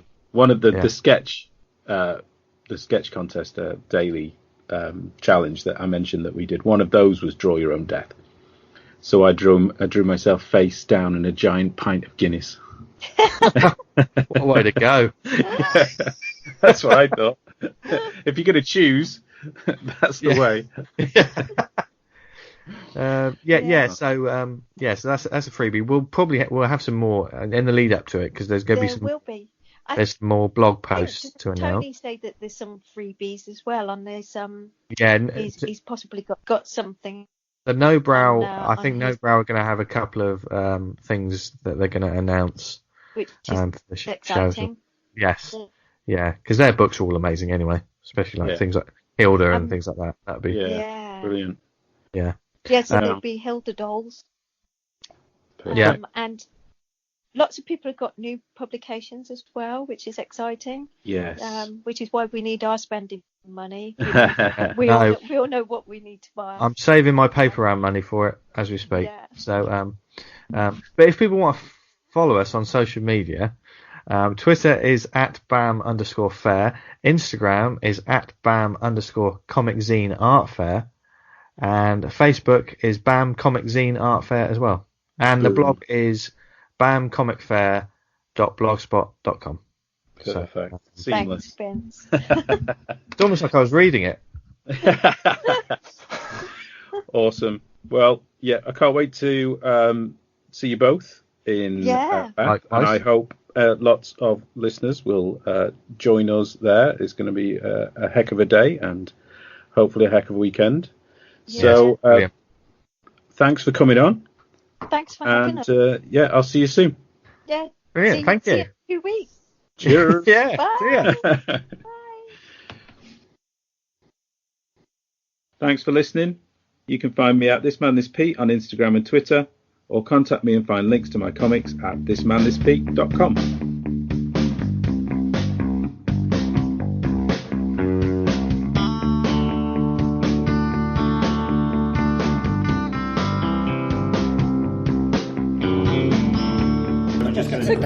It's a comics. Because, and I wanted to start like that because I feel at the moment the landscape of British comics and self-publishing, I feel, is actually in a quite healthy place. None for you. We've got a young chap in the building who's just none for you. You can join. He's enjoying about the alcohol. Yeah. I feel it's in a pretty healthy place, not only in some of the books that are coming out, but also the support system, the kind of like the camaraderie of the creators that are currently happening. That's how I feel. We may have guests who disagree, so that's where we're going to dive in. We would like you to welcome Mr. David Leach, Miss Hannah Bay, and Ms. Raechel Smith. Small Ripolette. Come, join us. I do quite like as well that the title of the thing has been called Self-Publishing with Sultana. I'm going to kill him for that. What the hell was that all about? Jesus. My name's Leonard Sultana. I run a website used to do a blog called An Englishman in San Diego, which was about San Diego Comic-Con predominantly, but now I do the Convention Collective, which is about Comic-Cons and con culture and comics and all the stuff and nonsense we enjoy at these particular events. I'd like to go down the line and ask you to introduce yourself for people who don't know who perhaps you are, as though you are introducing yourself to somebody at a cocktail party. Okay? The reason for that is because sometimes people can be a little bit guarded when they're introducing to strangers about what they do, especially in comics. Well, especially if you're at a cocktail party and you don't drink. Yeah, well, there is that as well. We'll go down. How do you introduce yourself to people? I don't go to lots of cocktails. How do you introduce yourself to strangers in terms of what you do then? Hello. This has made me more guarded, if anything. I'm a bit scared now. My parents told me not to talk to strangers. I'm Raechel Smith. You probably know me from Doctor Who. A lot of people know me from my stint on Doctor Who. I did the backup strips for the 10th Doctor series for about 3 years. I've also self-published some autobio comics about how crazy I am, called Wired Up Wrong and Stand in Your Power. I was with Avery Hill for a while. I did The Rabbit with them and Artificial Flowers. What else have I done? I've done a whole bunch of comics. I find it interesting that I think that's the reason why I asked the question, because I find it interesting that you started with that you did stuff for Doctor Who. That you don't say I make comics. Personally. That was sort of my. You know what I mean? My big break, I guess, where people started paying attention to what I was doing instead of just going, "Oh, what are these books?" Like that was when my family was like, "Oh, right, okay, you have a career now," and I was wow. "Yeah." Like my brothers were like, "Oh, cool, you're actually doing comics now," and I was like, "Okay." Now I guess we have been doing comics since 2005. When are you getting a proper job? Exactly. No, just because that was where most people sort of started paying attention. So. Okay, Hannah. Yeah. I mean, whenever I meet people at all the cocktail parties that I go to, and there are many. I'm always really apologetic about it. I realise I always say, "Oh, I do comics," and I just sort of, and people say, "Oh, that's nice." Like, that's nice. Someone has to. Doesn't pay all the bills, but and then we go, and the conversation moves on to politics. They say I do comics, and they say, "Oh, like Spider-Man's." And we go, "Yeah, like Spider-Man's." Yeah, but not. But without any of the money or the readers or the style. Okay. Now I know David. Well, hang on, Hannah's more of a bigger deal. Like you're the comics laureate. Yeah, that's a huge deal. Drop that into the conversation like later on when people had a few drinks. Okay. Say, another funny thing. I'm the comics laureate. Carry on, and then we go back to the politics and the series. Okay. The next one. What the hell does that entail? Just hanging about, opening cocktail parties, supermarkets, going to cocktail parties. But what do you do as the laureate? I mean, what perks do you get out of it? Well, so far, perks none. I've got a cape. Nice. I've got an actual cape. An actual cape? Do you get the domino mask as well? No. It's a common laureate. You should have a domino mask. I could make one because it was Dave Gibbons, the first laureate, who had it made. Right. And it's like and it shows because it's enormous. It's really large. He's quite tall. I'm not really met him properly. Oh, Dave Gibbons. He's very tall. He's taller than me, obviously. Tall enough. I mean, taller than me. I'm not very tall. Or he meant for it to have like a train, to be carried. Superman. Which is quite an entrance, isn't it? Yeah. I should start doing that. Well, I think you should definitely make the domino mask to go with it until the next one along. I've never taken it off. It's very warm. That's the only thing. Okay. But does it have pockets? No, but I was thinking because he got it made. I think every laureate should add something to it. I could add a pocket or a patch or a patch. Yeah, or like a secret pocket in the lining, or I could have in some embroidered, words of wisdom. I thought Charlie Adler was going to introduce a tiara into the whole mix. He should have done. He missed a trick there. Why didn't you he could do it retrospectively. I could ask him what he would have added, and then add that. Under his name. Fair enough. Stitch a prawn into the lining. Lord. That's only if someone you don't like gets it. Don't mention it. No, there's a bit fishy. What's going on there? I don't know. If either we get this next, then and it smells bad. God. That'd be awesome. You'll know what's happening. That'd be awesome. That would. And David, how do you introduce yourself? I usually, if people ask me, I usually wilt because. Oddly enough, I found myself recently having to share a large room with 4 other gentlemen.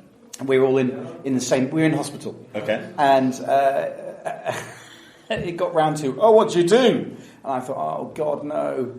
Because if you try and tell people, like civilians, what you do, that's the thing. It's a nightmare. Because invariably, so what happened was that I found out that one of them was an engineer, one of them was a retired postman, one of them was an accountant. And it's like, what do you do? I edit and draw comics. And it was like, funny you should say that. I always wanted to be a cartoonist. And it's like, oh God. And that's what you hear all the time is you always hear people, I want to be a cartoonist. And I always say, why didn't you? And they always say, my parents told me I should get a proper job. You don't. And I always think, But that's the thing. So then you'll get... I find that when you tell people that's what you do, you then find that they want to tell you about, I was going to be a cartoonist, and that's what you get. And so I find and then I grew up is the implied. Yeah, basically. So I'm uncomfortable talking with civilians also because we're very lucky at what we do, but it's not a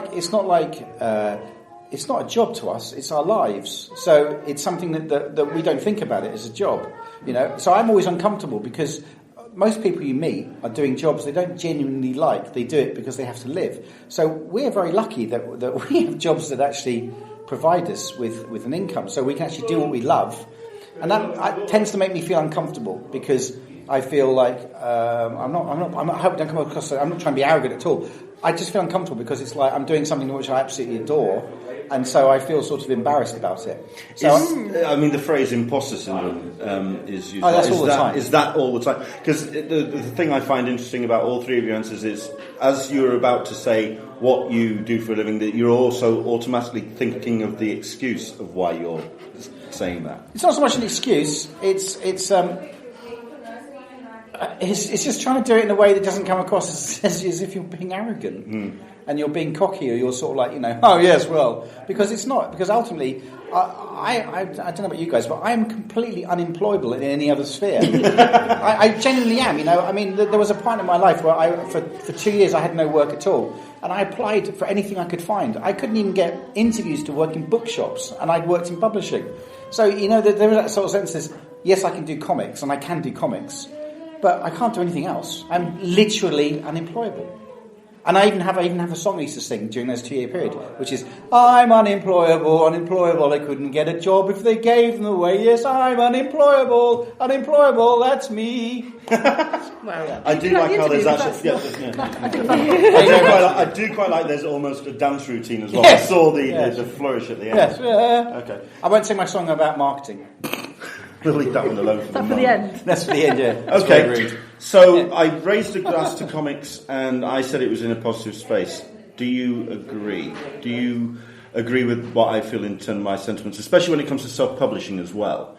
That I think that the quality of the books are getting incredibly high. I think I personally feel the stories are very strong and personal. But do you agree? Do you feel that there's what the landscape is currently like for self-publishing? Considering that you see all of these people at these conventions that are selling their wares. I feel like it's quite exciting at the minute. Yeah. I think people are starting to realise that you don't necessarily have to wait to be picked up by a publisher. You can just, if you think there's a market for something, you could go ahead and do it yourself, even if even if a publisher has said there's no market for this, you can go on Kickstarter and be like, does anyone want to buy this comic? Yeah. If people do want that, that's great. Like Iron Spike's done that a lot, like with her sort of LGBT type comics that publishers just wouldn't touch, and she's made tons of money. So I think people are realising that now. Is it a case of finding there's a better way of finding your own audience now? By using social media, by using, like say, platforms like Kickstarter, crowdfunding, and crowdfunding, that you are finding your own audience, and that is certainly the change in the landscape from yourself, David, back in the day when it was a case of you're creating the book and you're getting a response from the readership at the end of the day after the fact. Now it's a case of it's an ongoing conversation with the audience that you're publishing your books for. Well, I've been working in comics this is my 33rd year of being in comics, but as a professional. So the main thing I see which is different is back in those days, comic conventions, you did not see people making and selling their own comics. That just wasn't a thing. It just didn't happen. But then you wouldn't meet creators either, they'll be in a pub. Conventions now, you see a lot more people making and creating their own comics and selling them to the public, which I think is wonderful, because I think it's opened up that field. So things like Thought Bubble I think are extraordinary. I absolutely adore Thought Bubble because the energy in the rooms are fantastic. But I tend to feel when I see so much the thing about comics, people making comics and selling at conventions, is that they very quickly find out what sells and what doesn't sell. So you'll see a lot of young people who are producing manga knockoff stuff, and they're invariably sort of weird romances about elves and vampires and stuff like that. And you'll see them convention after convention after convention. And they never seem, nothing ever changes, it's the same old stuff, but then you either get people, I'm always amazed at you, Raechel, you have such a diverse quality, and your material, you've got different formats, different sizes. I think it's exhilarating, exciting, and I do love that sort of sense that you do see product out there. The things that sadden me is that you'll see a young person just producing the same thing endlessly, and there's no development, there's nothing, and I find that a bit frustrating. I think I see that less and less, though. Well, that's good. Maybe I'm just not looking. But... Oh no, maybe you're doing more conventions than I am. This year, this is only my 5th this year. Last year I did 14. That was too many. Yeah, so I've not done as many as that. No. So people starting with volume 1 of Is that what you mean? Like just going on and on and on? Yeah, or just producing the same sort of thing. So it'll be endless shot. You'll see little signs. I'll draw you as a manga character. I'll draw you as an elf zombie. I'll draw you as and that's all they're doing. Yeah. So it's a bit strange. It's become very niche, very sort of compartmentalised and very niche, and I find that a bit sort of. I don't know. I just find that a bit strange sometimes. I always sort of think about comics is that it's such an extraordinary thing that we do. The comics themselves are such an incredible medium. The idea of telling stories with pictures and words it's heaven. It exhilarates. It makes my hair stand up. I love comics. I genuinely love them. So sometimes I'm sort of a bit sort of like, oh, it's another manga knockoff, and it's a little bit disappointing. Sometimes I want to sort of do something else, do something. Maybe they're all sort of selling comics to each other. Maybe it's like absolutely. They've got their readers and their interest groups, and that's sort of what they're writing and drawing towards. But that's scary, though, isn't it? Isn't that like a ever decreasing circle, and one day it'll just be them on their own? Yeah. Just the last surviving. Yeah, I survived. Nobody buy my comics now. Do you feel then that the metabolism of self-publishing is starting to slow to a crawl then? Because we're all selling to each other. Well, yeah, but also I think going back to yourself, David. It's like you say about when someone produces a book or produces their own comic, and then they kind of try and you see them selling that same book for convention after convention after and year after year. I wouldn't go that far, but in a decent heyday of comics, it was a case of you did a story and then moved on to this stuff, which I think was where you have really gotten a very strong audience, because you are producing new books and new content on a regular basis. Do you feel that there's at the moment a little bit of a landscape where that kind of metabolism has slowed down too much? I don't know if it's slowed down or not. I couldn't say, but it definitely could do with galvanising a bit. Yeah, and that's something that it genuinely worries me. Because there's so much work that's being produced, as you say, so much exciting, vibrant work, and from so many different people. There's so much to see, but we're all. I think was it Simon Morton that said we're all just sort of selling to ourselves. Yeah. And part of my role as the laureate, I wanted to try to get more readers involved, get readers of regular books, quite regular books, involved in... I like the word civilians. I'm going to pick that word. Civilian books, civilian writers. For civilians. Civilian readers. The norms. Yeah, try and get them involved in reading comics, because there's very much a divide, I think, in people's heads outside that it shouldn't be that this is, this comics world is not for us. And I desperately want to try and crack that. A lot of what I've done so far for the laureate thing has been sitting around scheming, and one of my schemes, or please say in your cloak, nefariously. Yeah, obviously I'm sitting mostly like this. Yeah. Yes. Sometimes I have a pipe. Somebody has a replica Game of Thrones flammable, so it's a bit dangerous. In a room somewhere. You need one of those ball chairs as well, or you need some sort of big back chair, something sinister. Oh wow! Okay, I was going Game of Thrones. You're going prisoner. No, wow. Yeah. Okay. And you need I've got a very squeaky office chair. It takes a bit from the. No, that's not it. You need a long microphone on the stick as well. Yeah, can you still with a button? Those? I'm sure you can. Yeah, I could just. If I need to talk to the cat or something. Yes. Get away from that. Mittens, what have I told you, Mittens, about clawing the furniture? Bean, stop licking that pan. Yes. Where the hell was I going? About scheming. Scheming and plans. Yes, scheming. So one of my schemes, it's gotten as far as emailing the local Waterstones. They've not replied. Bastards. Oh, no. But is to ask if they would be interested in rearranging their shop so slightly, so that they haven't got this special separate comics ghetto. That each it's basically what it is. In each separate you have to really genre. Prowl around in Waterstones to find the comics. Yeah, because the best thing about bookshops, they're there so that you can browse in areas of interest. Like I fancy a book about gardening, and you go and you read all the books about gardening. Well, you go and look at the books about gardening, then you pick one that's interesting. And so if there's a graphic novel in the gardening section, then that would catch you on. You'd realise, there are graphic novels for me. And so the idea was to just put in each section, facing outwards, one or two titles of one or two graphic titles, so that readers can come in and discover them under their own terms, and just to see after a period of time if that had an effect on the titles which were in the sections, but also on graphic novels as a whole. If people are then sort of getting interested in buying more, because you have to. The King Gardener would have to know that there was this particular title, and then go into the comic section in Waterstones and browse through all the Spider-Man, and poor Spider-Man, and Spider-Man's getting a knock-in today. I'm sorry, Spider-Man, and he's here as well. Oh, sorry Spider-Man. It's not the real Spider-Man. What? It's not the real Spider-Man. Yeah. What? It's too short. He's in New York. This is where he lives.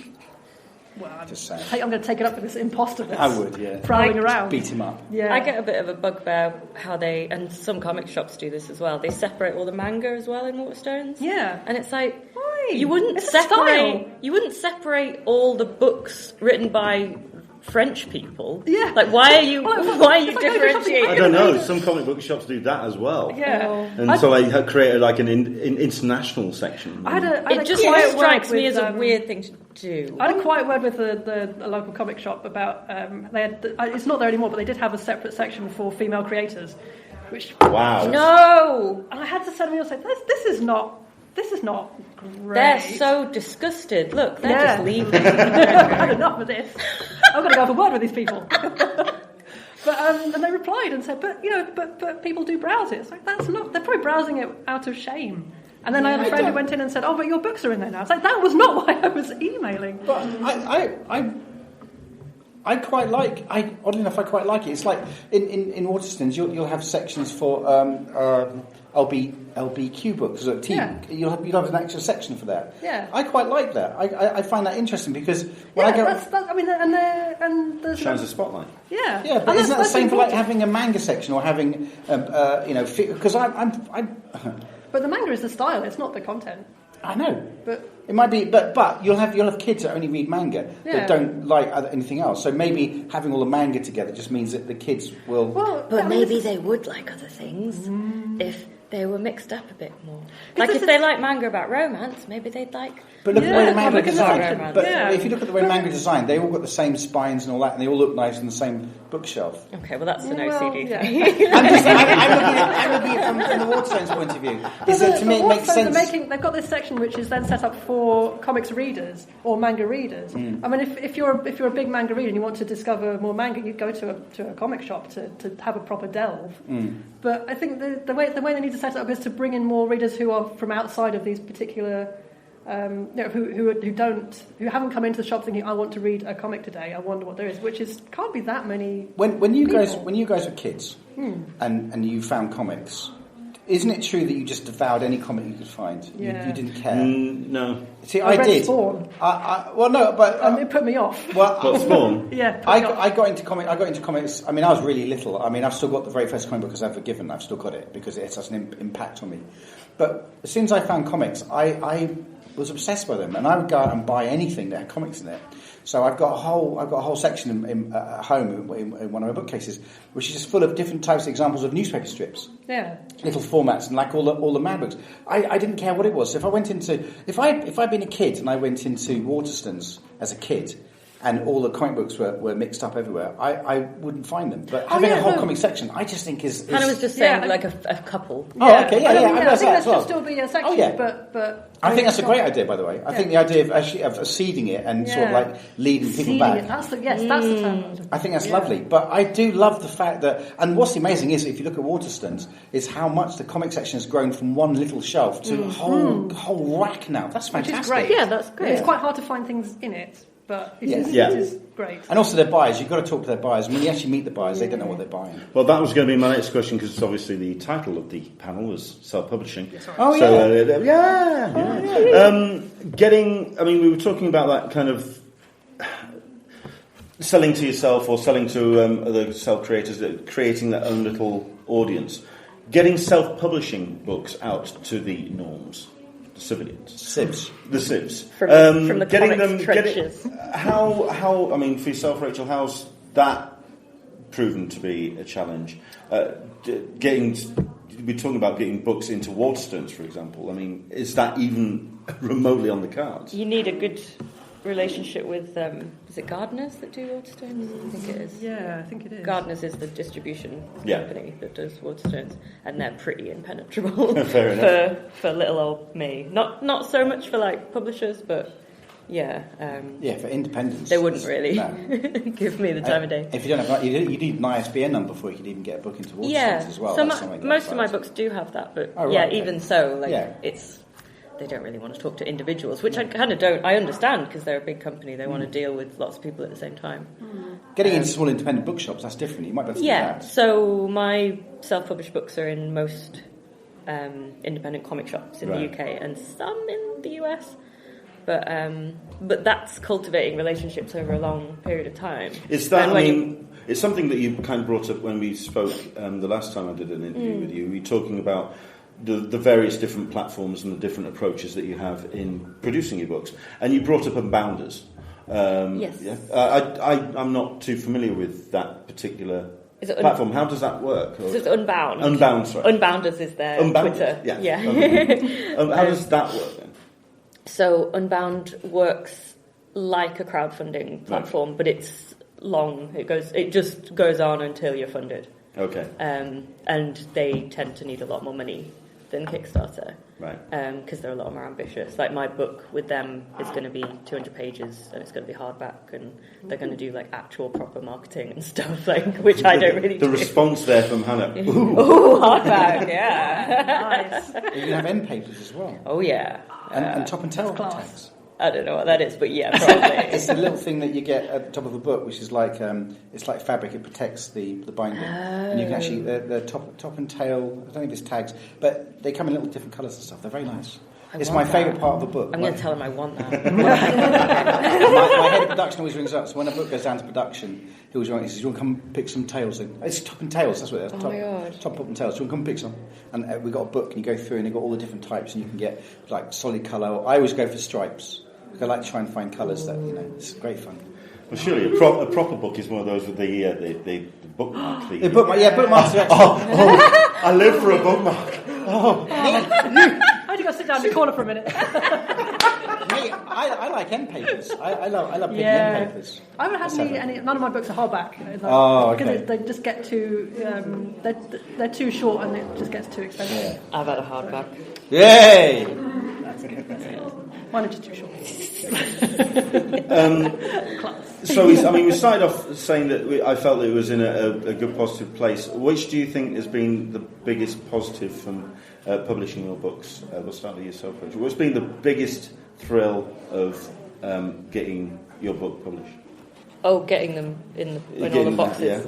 Yeah. And then my room, I was living in one room at the time when I did House Party, my first self-published proper book with a spine, and my room did just smell like Waterstones. It was nice. Other than the nightmares about my room, like the floor just falling in. Whoa.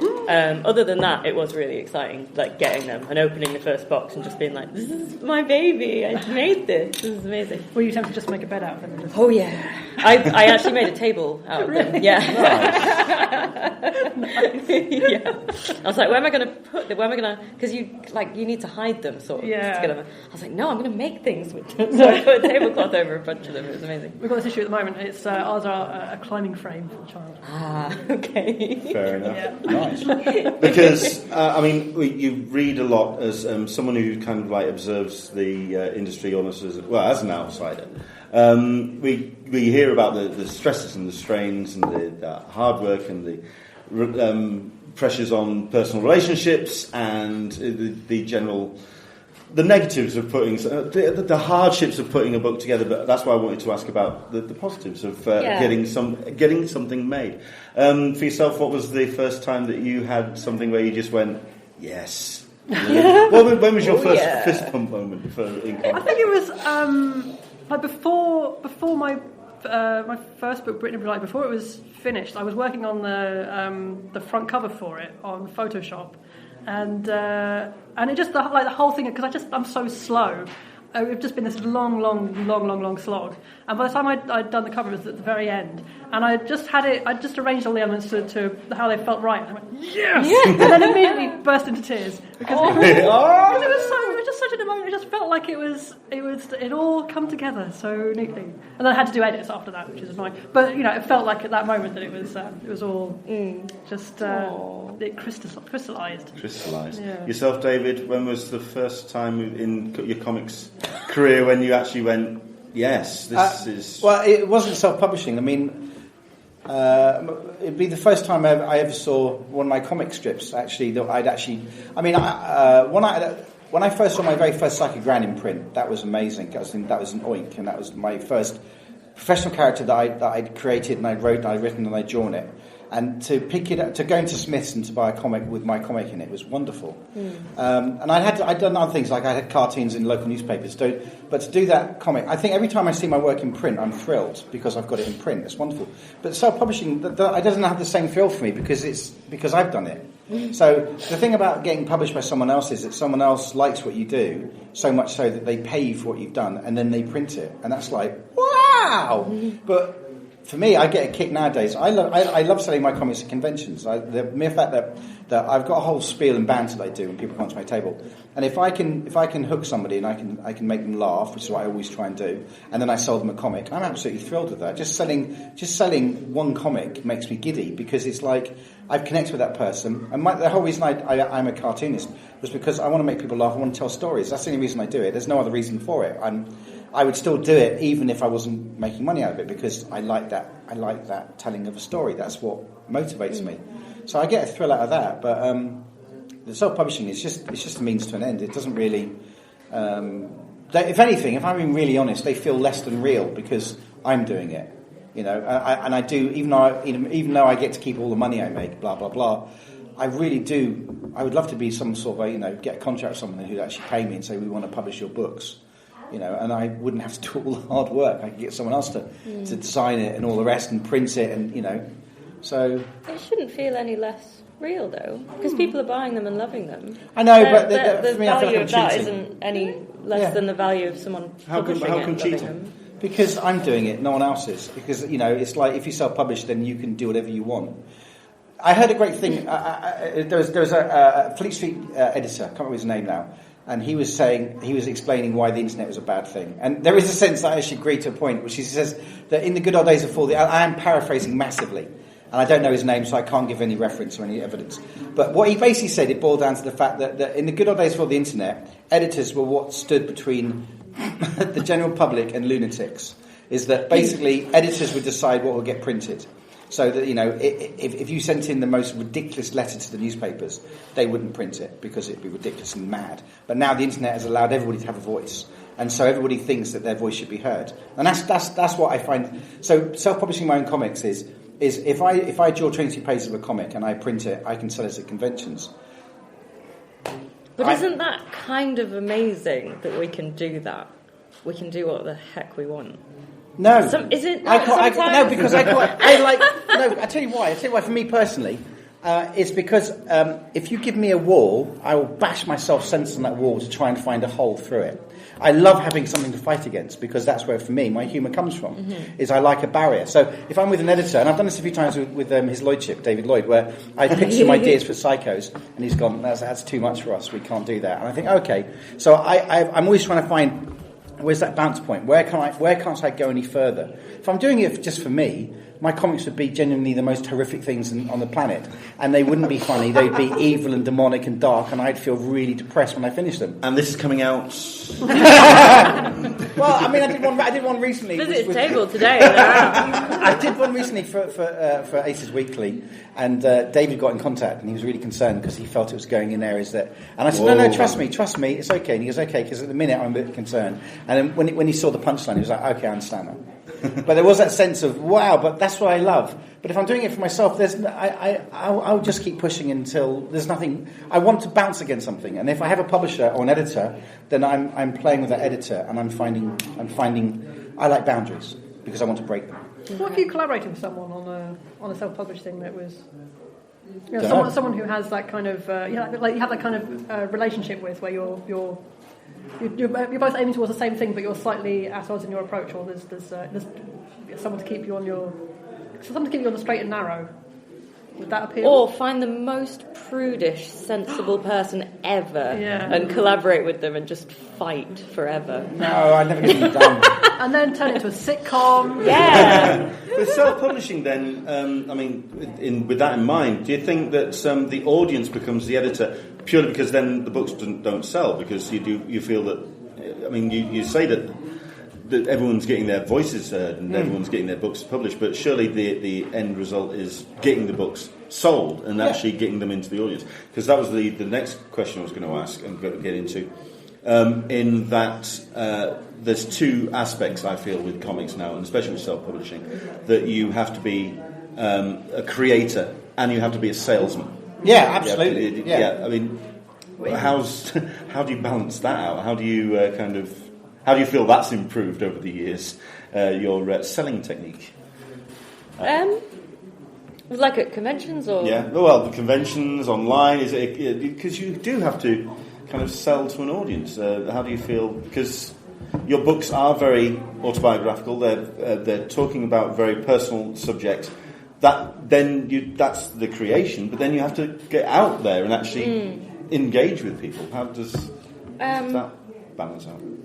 Yeah, you're so good at conventions, David. Like you've got a whole spiel. My spiel is hello, and then that's it. And then I just sit there looking awkward. So I'm not great at conventions. I have got more confident in asking for reviews and talking to comic shops and things like that. But yeah, it's quite alarming going from making your comics by yourself in your room and then suddenly selling them to complete strangers. Yeah. I didn't really get into this industry because I have the one thing I've also noticed, talk to people. The one thing I've noticed as well in comics as well, that the creators, and this also applies not just to self-publishing but to mainstream as well, that the creators have to be the primary seller now. That they have to do their own marketing.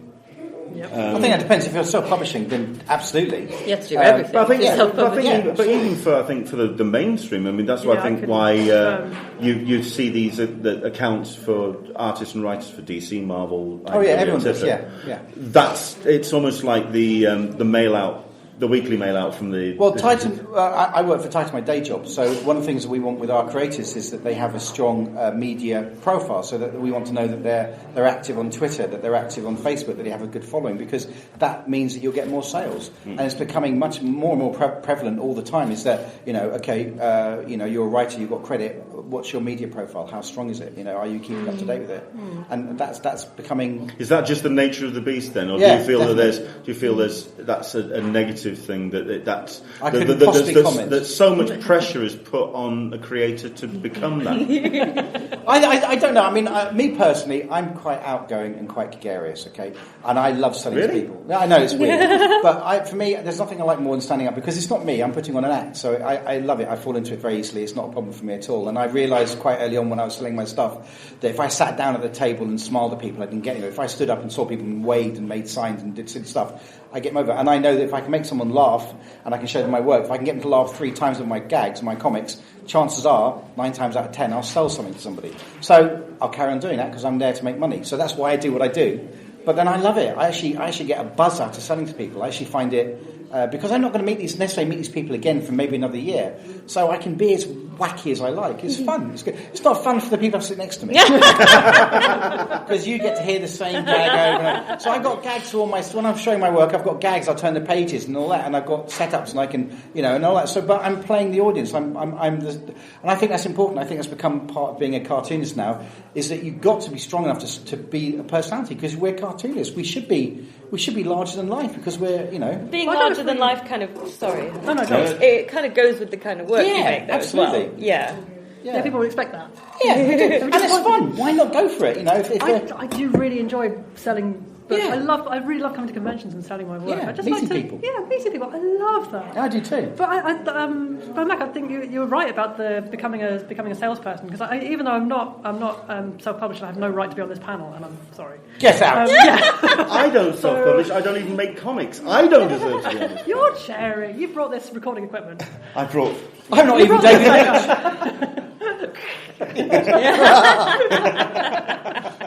But So with when my first book came out, there was it was Jonathan Cape, and there was I had a publicist and a publicity department. That was your first book? That was my first book. That's pretty impressive. Wow. Yeah, I know. Jesus. It was quite a steep learning curve. That's why she's become a lawyer. Yeah, absolutely. Yeah, well, I was that's why she got the cape. I was really... Yeah.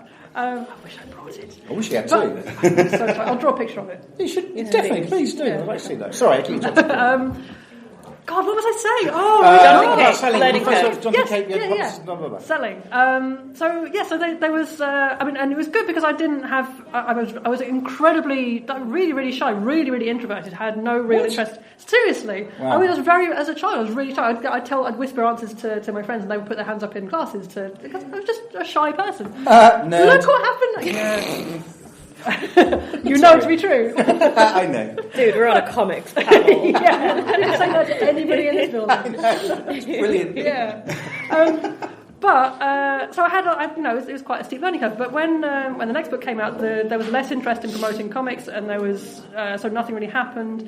And I was sort of waiting for things to for comics conventions to get in touch and for reviews and things like that. The first time, nothing happened, and it was incredibly. I was just in despair. I thought I've created this work. Nobody gives a shit. Yeah. Nobody cares, and it was awful. And I was after talking to. Do you know Carrie Fransman? She's great. She's great. She's very good at promotion, at self-promotion, at promoting comics. So what was the name? Sorry, Carrie Fransman. Oh right, yes. Yeah, brilliant. And she taught me to Fransman, which is her name is now a verb. And from then, it was basically just getting in touch with everybody and saying, would you be interested in doing this? Can I help you do this? Would you like to promote this? Can I, And from then, since like halfway through promoting Adamtine, I've been really on the ball. And basically, even though there's a publicity department, I technically have a publicist with Cape. I did everything. Every appearance that I had, almost every review was from me emailing somebody or getting in touch with somebody or begging somebody. Oh, I'm very good at begging for things, which is why I'm comics laureate. That's not how I got the role, but that's what I do now. Is asking people for stuff. But that's a role which I was not expecting to take on with comics at all. And it's a steep learning curve, but it's an integral part of it. The self-promotion. Sure. But it's pretty easy to do, isn't it? It's just like, I found that just by getting in contact with my local newspaper, I'd phone them and say, oh, listen, I'm a local cartoonist, I just brought out a comic, would you like to do a feature? Yeah, please! And I get a double-page spread in the local newspaper. Not the Brighton Argus. Oh, really? Not interested. Oh, well, yeah, but Brighton Argus. I mean, geez, they've got cartoons coming out of a Watusi, haven't they? Yeah, true. So that's a different thing altogether. But that's the thing, though, is that when you put your mind to it, or you start thinking about it, you can sort of find ways to deal with this sort of stuff. You have to be sort of quite ingenious with your. Yeah. With your but approach. also not sort of. You can't be thin-skinned, can you? You can't sort of as long as you've got big faith in yourself, then you can get away with murder. I'm going to come back to that in a second, but I'll ask the question for yourself. The murder, we'll come back to the murder. Literally, get away with murder. I mean, literally. I don't mean metaphysically. I mean, literally. Get away with murder. Are we talking literally? Are we talking cats, small cats and dogs? You name it. Should we switch off the microphones? Yeah, what? I'm going to talk about the evolution of self-publishing and just getting books into the hands of people. And I do want to ask if anyone has any questions as well. So we are going to get into that if you want to kind of jump in with any questions. But I want to very quickly talk about you talking about developing a thicker skin through the general wounds healing over, and just generally kind of like it all heals up. And with yourself, how do you feel that your putting your books out has changed your own? Because your books are very much about mental health. It's about your own personal strengths and weaknesses in some places. How do you feel that in getting the books out has actually changed almost the topic and subject of the books? So, for example, when Wired Up Wrong came out, has that changed? Did it change how you were your own approach to what the subjects you were writing? I don't think I'd have done Stand in Your Power if Wired Up Wrong hadn't done as well as it did. Right. With Wired Up Wrong, it was amazing. I sort of started that. Well, at first I brought it out as a 40-page small comic, just to kind of I just wanted to get something out new for the Thought Bubble that was coming up. Oh, right, okay. So I did that just for kicks, really. And then people buying it and telling me that it really helped them and helped them talk to people about depression and helped other people understand their depression. And I was like, oh, wow, okay, this is actually quite important. So I did the longer version. And, yeah, every time I sort of... Because it's oversharing on a huge scale, and it's really, bearing a lot of my soul, I suppose. Sure. But every time I felt a bit nervous about that, I just remembered how many very heartfelt messages I had from people just saying, this has really helped me. And I was just like, if I stop one person from thinking that life isn't worth living, then Jesus, what does it matter that people know that? So, and since then, I've just overshared wildly on all social media. So yeah, don't ever stop oversharing. Mainstream Comics is doing a couple of interesting things. There are a couple of labels now that are doing interesting things with the way that books are released. TKO are doing some interesting things with the way that they're getting books out. You've also got... what they're doing is producing a single issue, which you can then buy. And then What's TKO Studios. And they produce one book... Tico. Okay. And the idea is that they... produce the one issue physically, and then the rest will go online, and then they produce a single book.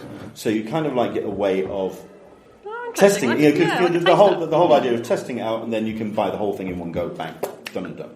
Okay. And there's a new one as well that's doing the way that it's very similar, but they're changing the way that you actually, going that transition from the issue one to the actual final product, without actually having to then kind of like go through waiting for 6 issues or whatever. So the mainstream are changing the way that the comics are coming out. Do you feel that some self-publishing and sort of like self-creators are... What would you think is the next evolution for them? Or is it just going to be Kickstarter forever? Do you think there's the next step? Do you think there's any other way that self-publishers can get their work out there? You have to do this one because I've legit just been thinking about tacos. It's been a long day. Hungry. Ooh, tasty. Have you seen any sort of creative ways that in comics that people have gone? You've gone, oh, that's clever. That's interesting. What, to make money? Yeah, to get the books out, to get it in front of an audience. Do you see where do you see comics?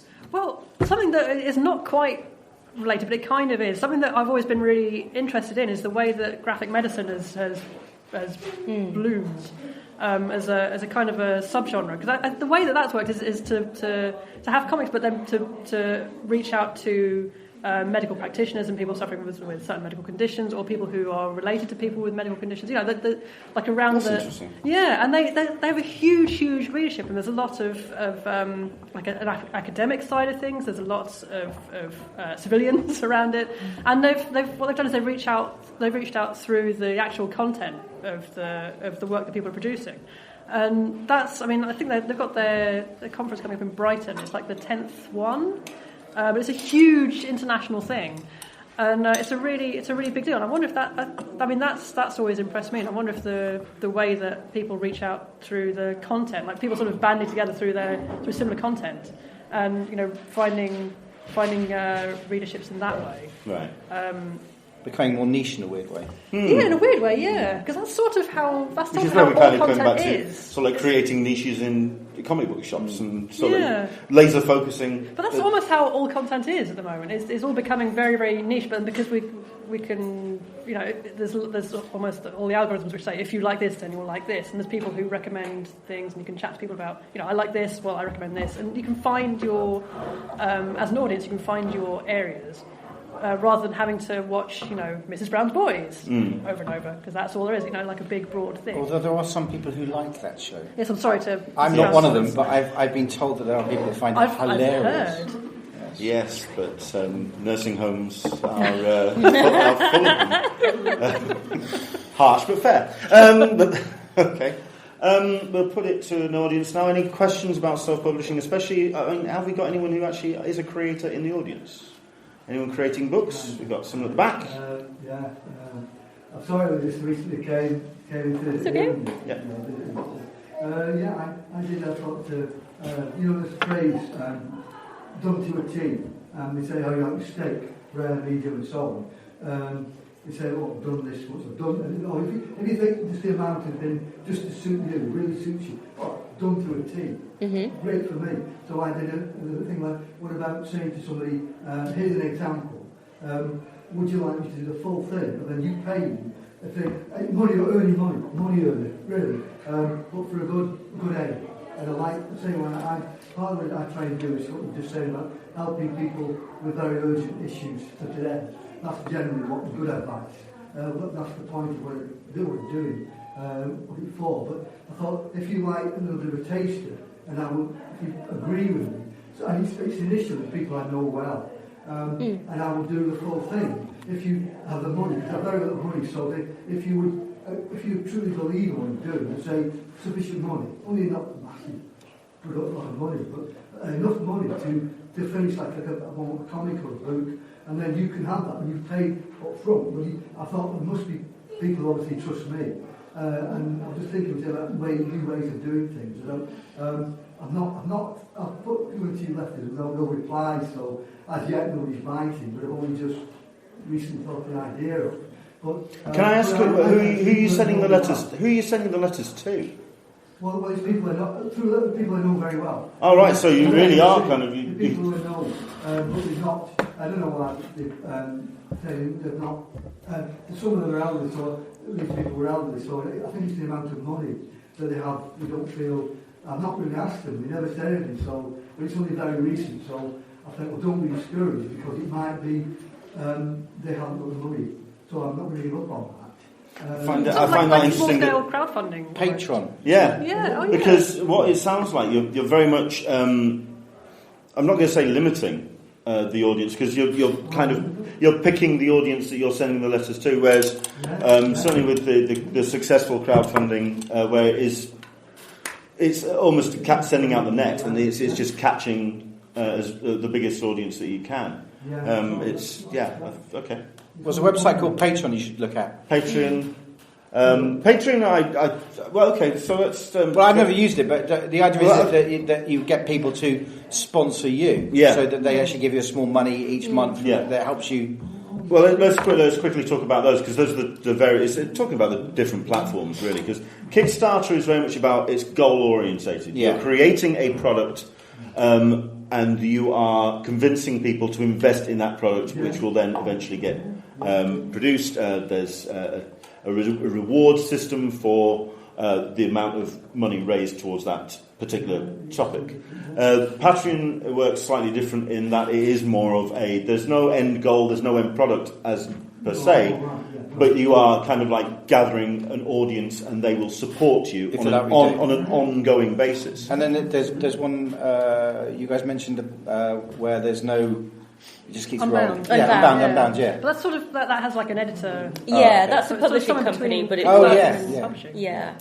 I think that's also a really interesting point as well about having Unbounders having almost that mainstream comics infrastructure as well, which would then help guide your story and help guide the way the work you do. Is that necessarily a good thing? Yes. What, having an editor? Yeah. Yes. Okay. Comics without editors are evil and rubbish. I'm an editor, I'm bound to say it, aren't I? Okay. Not all comics, obviously not all comics. Not all comics. I think editors are very useful in these things, that's all.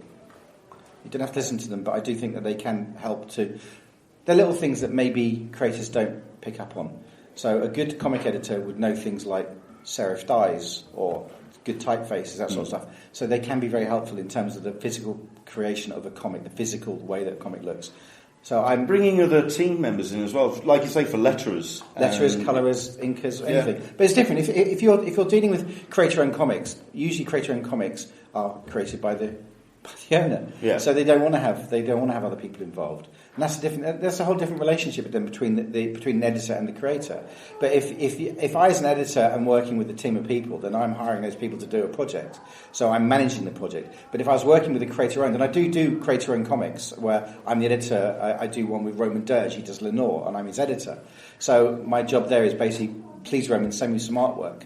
That's my job, So that's different. But obviously I do appreciate the fact that you don't necessarily need an editor. But in my humble experience, there is always someone behind the scenes putting these books together. And I know people like Kirkman doesn't believe in editors, but without them, his books wouldn't get made because they're the guys that collate everything and send them off to production. Yeah. But there's this, in self-publishing, even if there's not like an official editor, there's usually people that you'll show work to. Hopefully. But unofficial editors, people who are... Friends, family. Yeah, trusted sort of... People you can rely on to say, no, it's shit, redo that.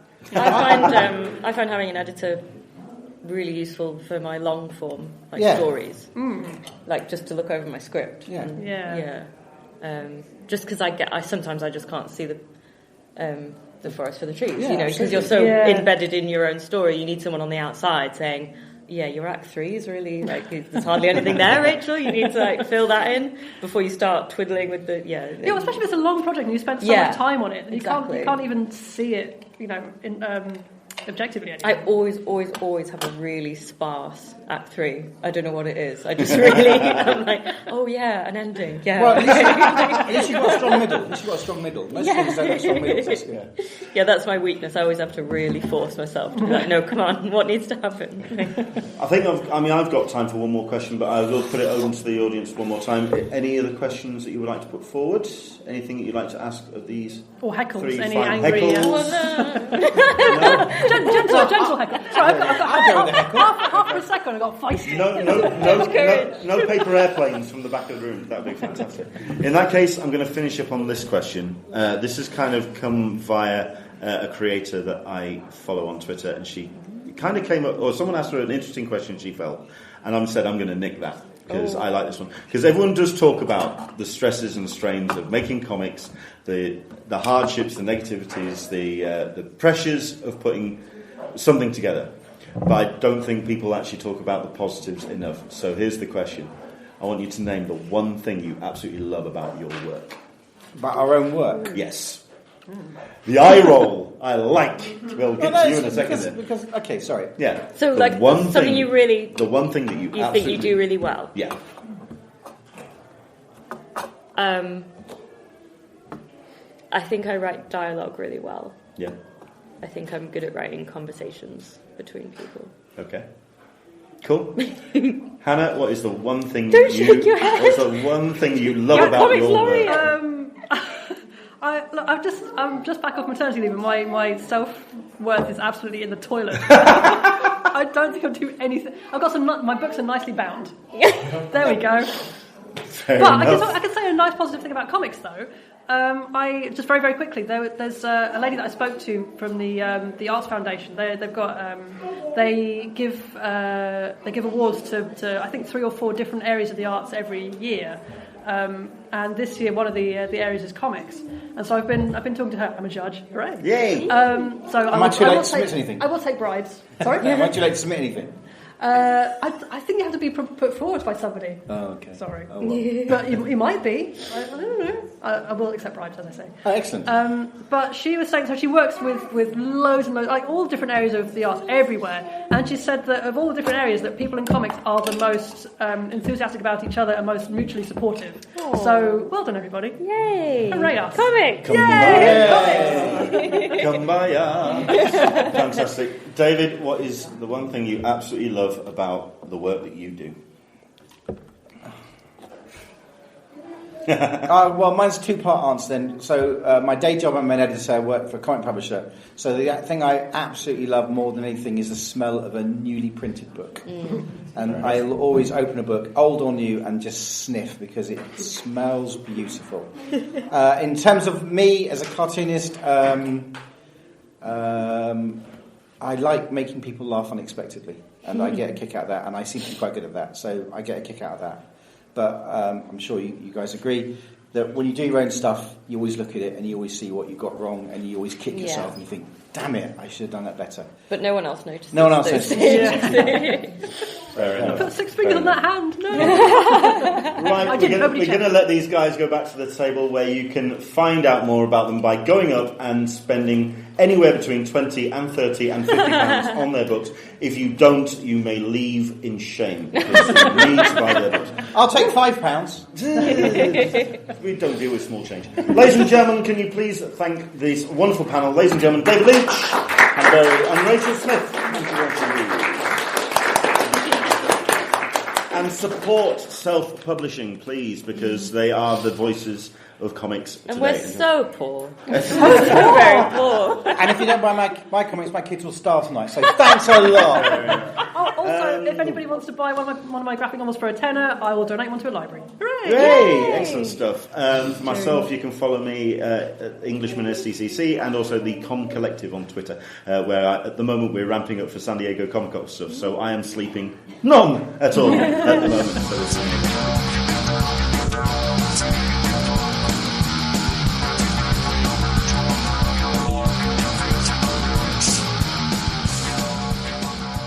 Hello and welcome to Small Press, the Small Press review section of the Comic Art Festival podcast with Tom from That Comic Smell podcast. Hello folks. Today I'm going to be talking about the absolutely magnificent Sararara by Olivia Hicks. Yes, that is Sarah with 3 Ras at the end, like ra-ra-ra. Now this absolutely beautiful homage and parody of things such as Archie, predominantly, with a kind of sci-fi twist. Now, there is sort of other parodies and homages in between, which can be found in, like, the titles and whatnot, but I'm getting ahead of myself. This is a perfect encapsulation of what we all find so funny and quaint about Archie and the 1950s kind of outlook, with sort of school spirit and everything being in that kind of let's go fashion. Now I say it's got a sci-fi twist because this quintessential, like I say, Archie type comic has a bit of a defining feature about it, in that it's all about when an alien comes to a school, a furry, sort of beavery, hamstery looking alien comes to a school and wins everyone over instantaneously. All the boys, all the girls, everybody wants to go out with her, everybody wants to be her, this Sararara. Everyone, that is, except from Francine, who does not love her in the slightest and doesn't understand why her boyfriend Buzz is absolutely falling head over heels gaga for her. This is absolutely tremendous. It looks incredible. Olivia's got a really, really nice cartoony style about her that just seems almost effortless. You can tell that she really gets into drawing these characters. She's really, really into that kind of that style and that fashion and everything. Really takes pleasure out of it because it shows in each stroke. It's just completely effortless. What I love about this comic is that every single character in it has such great facial features, and she's done every single character completely differently. Like even your little foreground characters and everything, they all look individual. They all have that kind of 1950s look, so they all look kind of similar, but they all look individual in their own way. I'll read you the blurb. America's favourite teen. That's right, it's Sararara, all-American girl. Guys want to date her, and gals want to date her too, for that matter. She's just your average teenager, out on the prowl and looking for someone to suck into her gooey cocoon. She's a laugh a minute, yeehaw mama, filled with plenty of pep and goop. Once you see her 2 rows of teeth, you'll agree wowee, and how she is really a barrel of fun, all the way from Wisconsin, and is definitely not here to probe your jocks. It's absolutely brilliant. It's that kind of nature throughout the whole thing. It's that kind of go-get-em attitude throughout the whole thing. So much so, in fact, that in the second page in, the credits page even reads like a yearbook from that time, all like, teen spirit, let's go, well, let's give a big hand to so-and-so. Like the first bit, like, you are holding in your hands a very special edition of the Charlton High yearbook. It's really, really well thought out. There's so much has went into this, and Olivia clearly has a very, very precise story that she wants to tell. You can see it through everything that she's very dedicated to the parody and the homage that she's doing.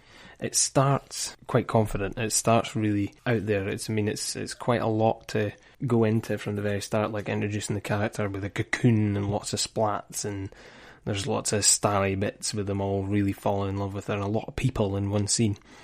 But as the comic goes on, it gets more and more confident even from there. So you can just tell at the very start it is the first kind of startings to it. It is the first kind of sketches to it. But, I mean, don't get me wrong, it still looks great, but you can tell she gets more comfortable and more confident with it as she goes on. The lines become stronger, everything becomes a bit more grounded, and she really knows how the characters are working. She's, like, Olivia's really coming around to the idea of a lot of the characters and really coming to grips with a lot of them as well, and figuring out their own individual personalities, which she gets over tremendously.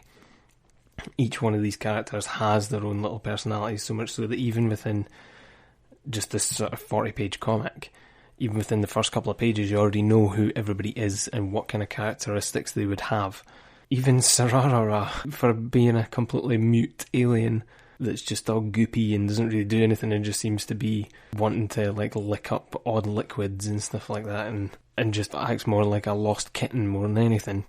Even she has, her kind of personality on it. Like if Francine goes to take a pop at her and say like, I hate you or something like that, you know that the next thing that's going to happen is she's just going to lick her face or she's going to stare at her blankly or something. Like you really get to grips with the characters quite well. It's amazing.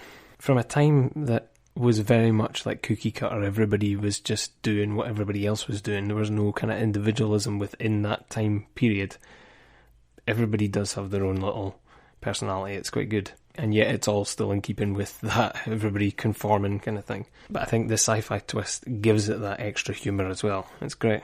It is just weekly strips, so it's 4 or 3 panels or whatever, or a single page. But there is a running narrative throughout it, and it is mainly from Francine's point of view in that case. I mean, there is other characters having little bits here and there, but it is from Francine's standpoint that keeps that narrative going. It's her hatred for Sararara and the fact that she stole her boyfriend and is winning over her friends and stuff like that really keeps the narrative going. It's fueled by hate.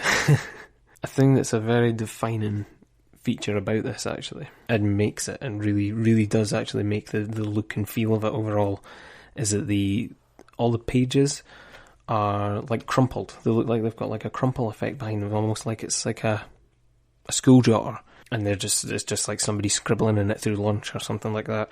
But they've all got that kind of crumple effect on it, and so much so that the panels then sometimes look a bit wonky, and there's bits that look like overdrawn, like they've been gone over a couple of times to give it that more sort of school handbook effect, which is really, really cool, and really makes for the rest of the strip as well. I absolutely adore all the outfits and everything that are on all the characters. It's very sort of Grease, sort of, I wouldn't say Hairspray, because Hairspray was more sort of 60s, but that kind of thing. Like, I know the Archie thing goes throughout it, but it's all the big jumpers with the massive letters on the front for the teams, and all the guys going about, the greasers going about with the hair and the leather jackets and stuff, and the Letterman jackets going about with the jocks and stuff. It's really, really cool. And that gives also, like, throughout it, almost like an American Diner sort of feel about it. So there would be like I think American Diner tunes would feel pretty at home, but also with the fact that it's about an alien, I think some sort of Twilight Zone music in between, a bit of theremin wouldn't go amiss. Something that stands out in it is that a lot of the titles of each of the strips are sort of homages in themselves.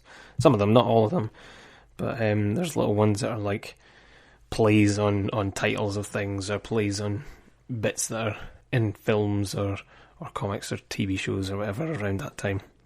I got a very sort of Kate Beaton vibe. Like I think Olivia's very influenced by Kate Beaton's humour about it, but it's just totally different, her own thing. But you could feel that it is just sort of hit after hit. It's really good. Some of the one-liners that come out of them are just killer, though. Amazing. I'm a really, really big fan throughout it of the hand lettering. There's hand lettering that's done throughout all of them in the speech bubbles and that. I think that adds to the effect as well of that kind of school jotter thing that I was talking about. It's scribbly and scrawly, but it also works really, really well. It's something that I've noticed actually gets lost as it goes on. Now, this is volume 1 that I've been reading. I have actually read volume 2 as well, that's now up on the weekly Tumblr that it runs off of. And she's actually lost the hand lettering. I really, really enjoyed the hand lettering. It might just be because she's got more dialogue in now, and it might be presented a wee bit neater. I mean, there is big changes between the first and the second, namely that it goes from black and white to colour, which is something about this one that I would love to see. If Olivia was ever going to do a redo of volume 1, I would really love to see it done in colour. It still works very, very confidently in black and white. It's like a triumph in black and white. It still looks great, and like I say, it probably adds to the feel with the jotter that is in black and white. But that being said, I would personally like to see it in colour. I do enjoy seeing the second volume in colour, but I am sad to see that the hand lettering went. It was really nice. There's also some guest artists throughout it as well, that are throughout it. So you've got, like, say, your Georgia and Will Battle, and there's one by David Robertson that actually features Archie itself, and there's like a style page from Robbie D. Kieran. Yeah, it's just fantastic, but it's an absolutely great piece of parody work, and it stands alone as a great piece all in itself. I mean, you could go in not knowing anything about Archie and that, and just really knowing the styles and themes of that period, and you'd be taken in by it, definitely.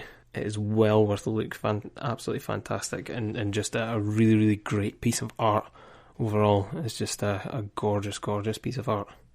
And like I say, it is actually into its second volume now, which is into colour as well, which comes with an absolutely tremendous front cover as well. And you can find that on Sararara webcomic.tumblr.com. So that's Sarah, S-A-R-A, and 3 Ras, R-A-R-A-R-A, webcomic, all one word, .tumblr.com. You can read all volume 1 right at the very back, and all the new strips are going up in colour as well. Just absolutely brilliant. Really, really love it. The new volume, once that's finished, I'm definitely going to speak about that, because there's a lot on that I would like to talk about. It just goes from strength to strength. Definitely a very, very confident, gorgeous, funny book overall. I would definitely say a fan favourite. I really, really like that Sararara character, and Francine's hilarious.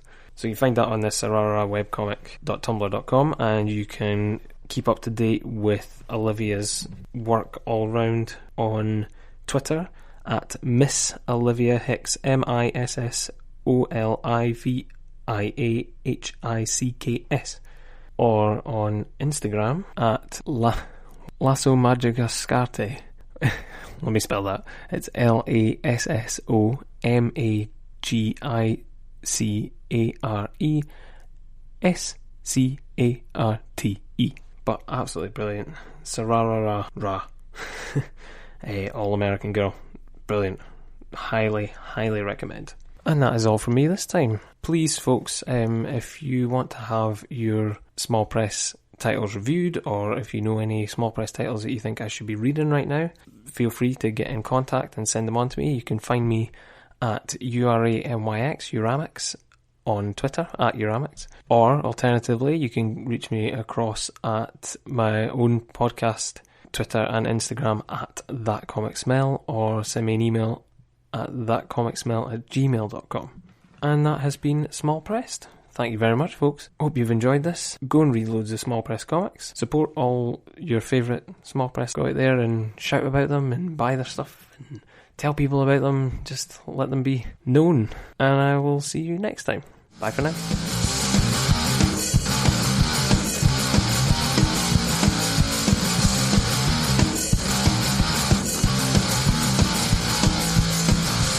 Awake? You weren't. I was staring out the window then. I was totally middle looking distance. at the cars going past. Actually, a load of bikes went past, cycle bikes. Okay, fair enough. Before we venture away from this recording session. Venture away. We watched Aquaman the other day. Yes, yeah. You'd forgotten about it already? Oh, it was that good. What did you think? What, of the film? Well, yes. It was awful. It was fine. Mm-hmm. It was on the lower end of yay. Okay. More like a yeah. I wanted it to be so much more, because who doesn't want to watch Jason Momoa for an hour and a half? But it was just a bit more, 2 hours. Whatever.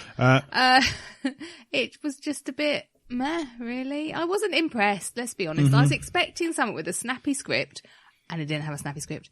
It wants to be... I was hoping for it to be kind of a rival to the Thors. Or Guardians. It needed that kind of... Because they want... Well, Jason Momoa's done Aquaman like that kind of like quirky, well, he's on comedic... a surfer dude is what he's signed for, isn't he? A comedic more character, but the script did not have a comedic character in mind. And I just found it a bit meh. And what was going on with Manta? What do you mean? Oh, that whole side story of him coming about and then the helmet thing. Oh, it's fine.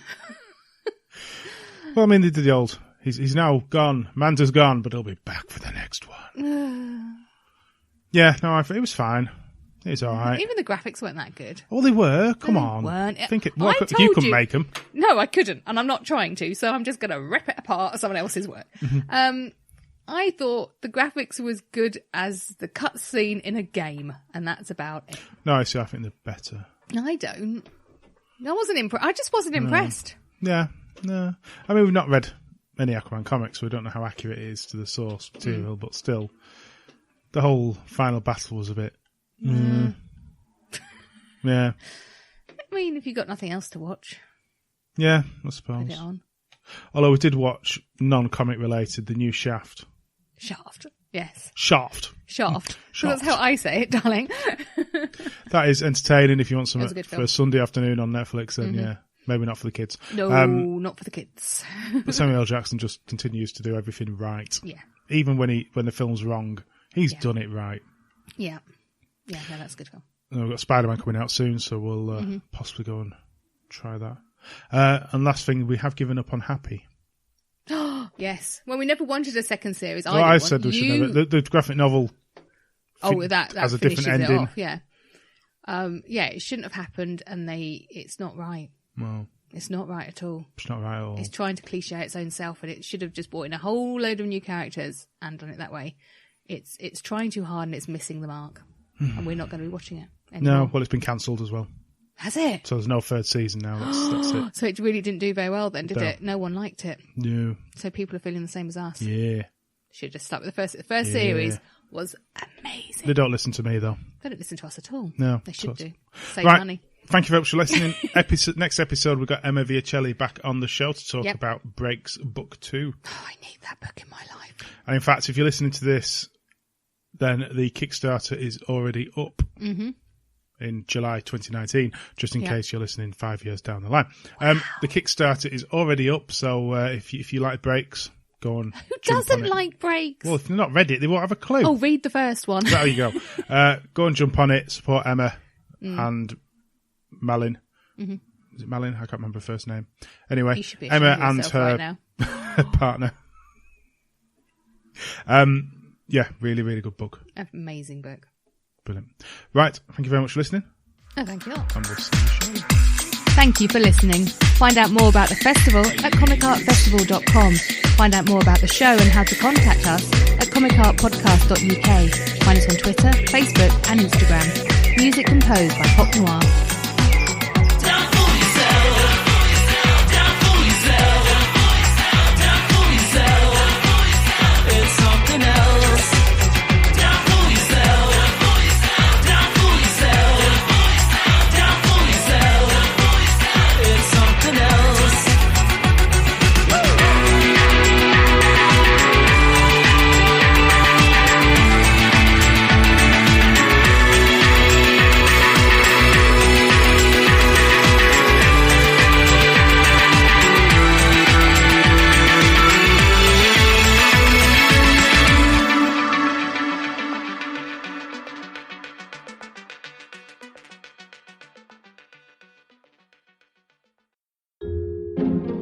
This podcast is part of Britpod Scene, an independent network of uniquely British podcasts that's always growing. Check out BritpodScene.com or Britpod Scene on Twitter to find out more.